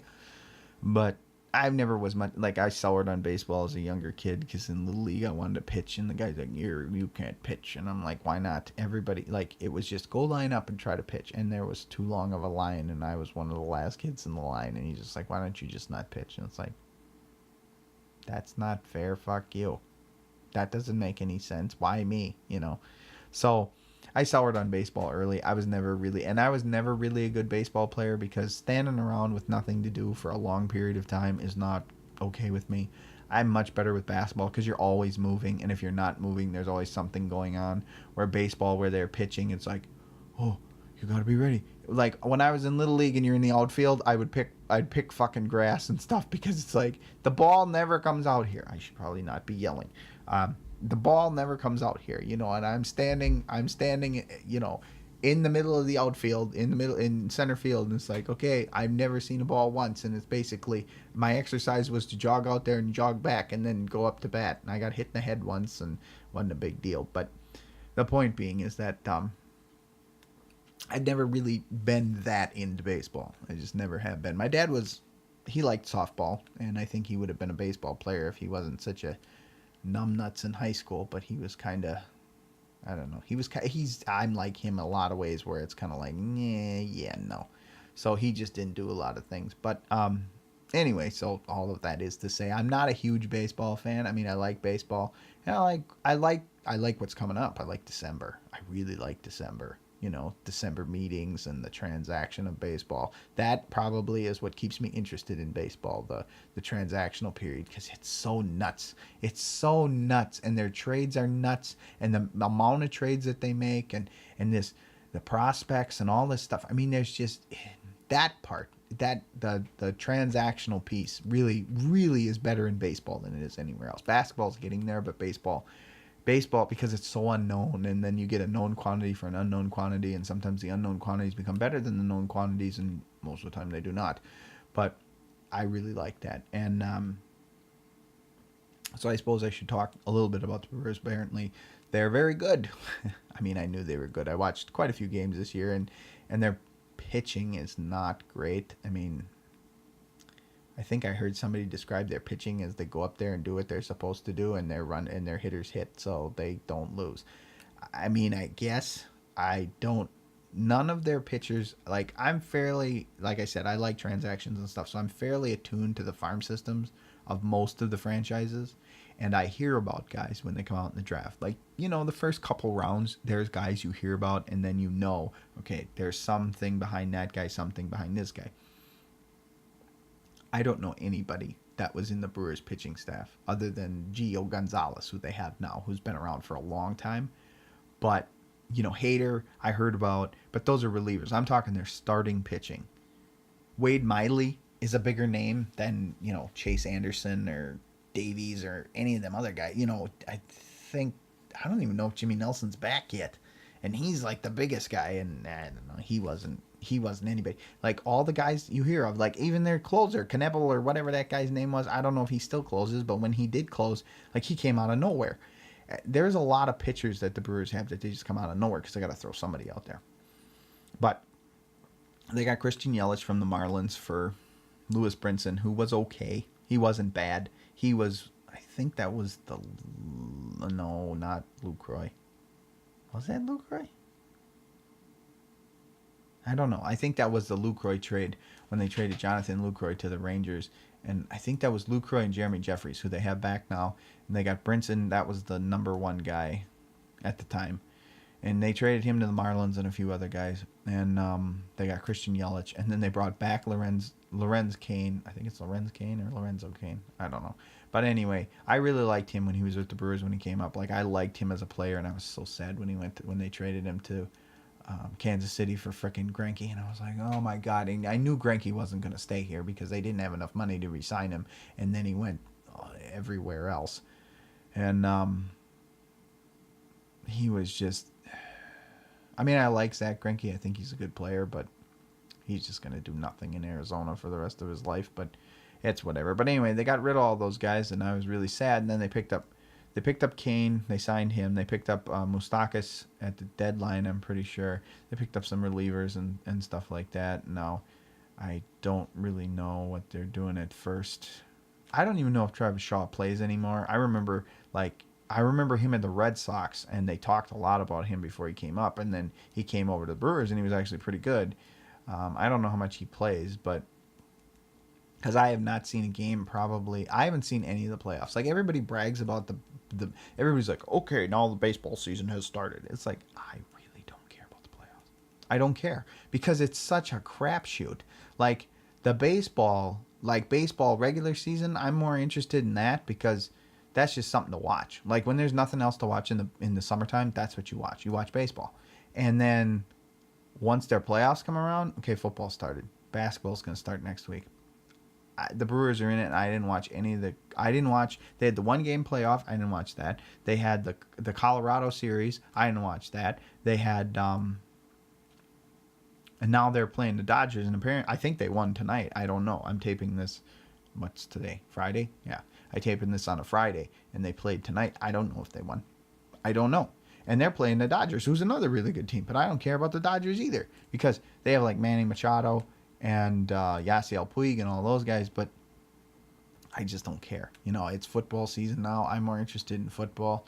I like baseball, though. Don't get me wrong. I mean, in the summertime, I enjoy it. I always remember, like, I watched it at the gym at the summertime, and I'm like, I miss baseball, But then once it becomes October or, September, it's like, done. And it's sad for me because, like, I like watching championships. I like watching that stuff. Like, I like watching winners, but I just don't watch baseball. I don't. I haven't really watched much sports at all. Like, I watch some sports. I mean, I watch the Packers. Last week I was traveling, so I didn't get to see him, and I was disappointed. But you know, I watched. I haven't watched the Badgers all year, which is disappointing. But I don't really care. Like the Badgers, unless they're doing something fantastic, I don't need to watch because watching college football, unless you watch like even even watching Alabama, like the first, it seems like the first month and a half or whatever that the season doesn't really start because they play teams out of conference, they play shitty teams, they play guys you've never, teams that you've never even heard of, and if that's the case, why would I watch that? Like, what interest does that hold for me? I, I don't know. That's just me, I guess. But so I try to watch when they're playing. I think they played Nebraska last week. No. Yes. I don't remember. But anyway, they played some shitty team in conference. Like, I want to watch them play Ohio State. I want to watch them play, who else? I want to watch them play. I'd even watch them play Iowa. Iowa's always tough. Illinois isn't that bad because it's got Lovie Smith on it. Those are the kind of games I want to watch, and they haven't had a lot of those yet, at least as far as I know. I don't know. I really have not been paying attention. I'm all over the place on Saturday and Sundays, so it's hard for me to sit down and actually watch. And usually I go to the gym on Saturday and Sunday around like that time, so it's like, oh shit, I forgot the game was on.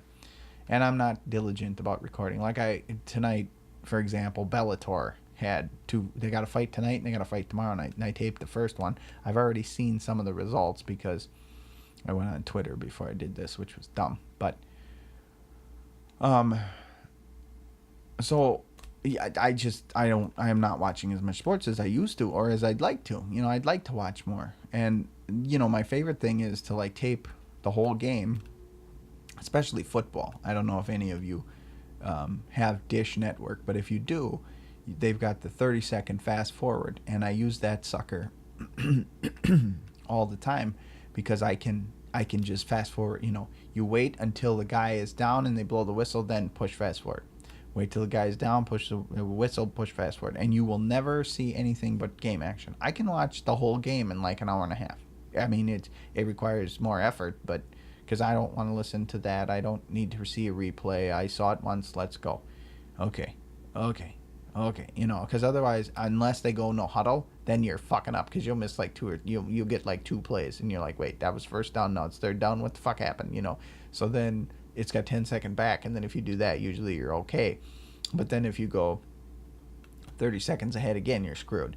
And it's just funny because you got to fine tune it. I think it was the Super Bowl last year that I watched like that, and I think the Eagles, I don't know, it might have been the Patriots or the Eagles were going no huddle, and when they were doing that, I was getting all screwed up, and I was like, probably, it's a Super Bowl, I probably should fix that.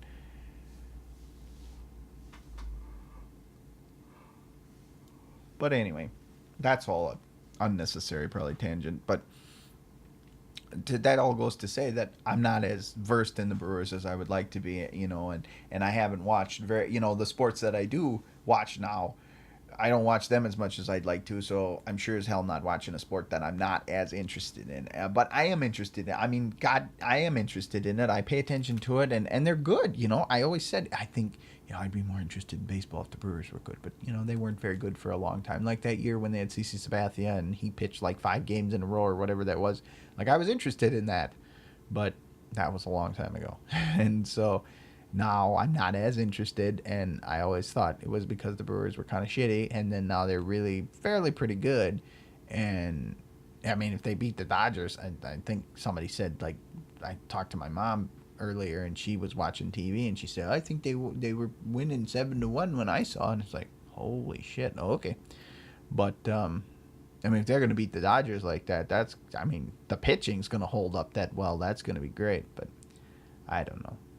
I really don't know. I figured I should mention it because the Brewers are, a Wisconsin team, and if I do have any Wisconsin following, they're going to be like, why did you talk about the Brewers? The Brewers are winning. And it's like, okay.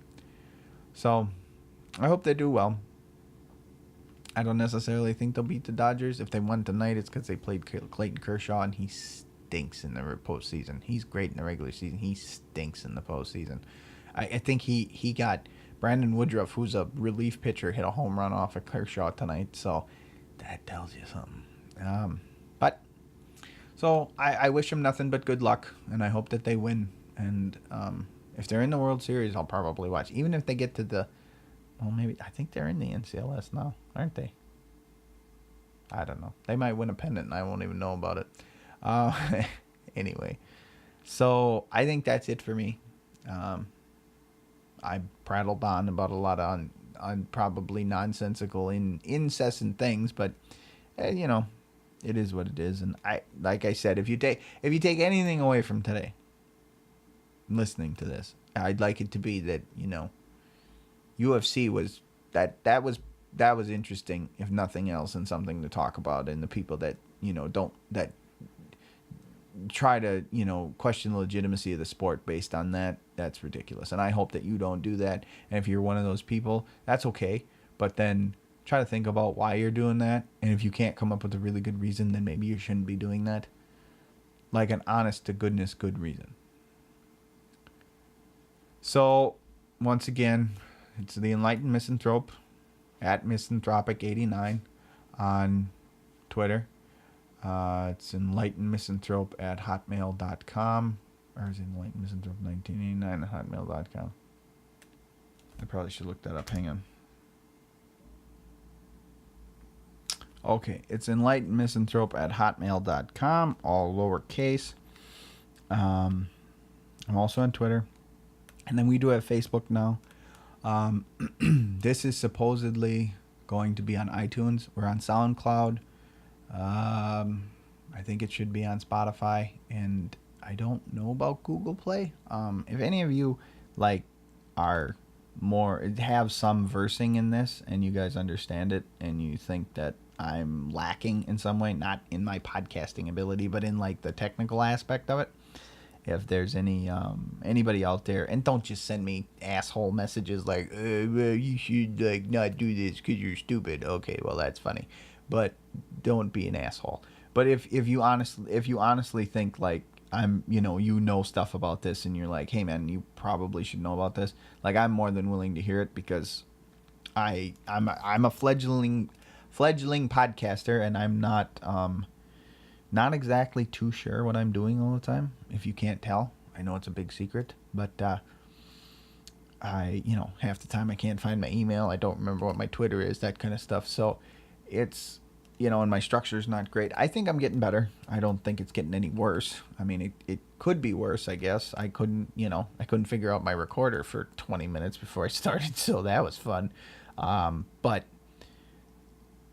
I think, yeah, like I said, if you guys have some information that you think would make my podcast better, I don't really, I know there's not a lot of people who listen to this, and you might not listen all the way to the end based on my YouTube analytics, but if you do listen this far and you've been with me this whole time, honestly, I'd like to hear from you. I'd like to know what you like about the podcast, maybe what you don't like about the podcast. I know it's only 3 episodes, but I would be interested to hear. And yeah, so I think that's it for me tonight, and I'm going to sign off, and I hope you guys enjoy this episode, and we'll see you again on episode 4.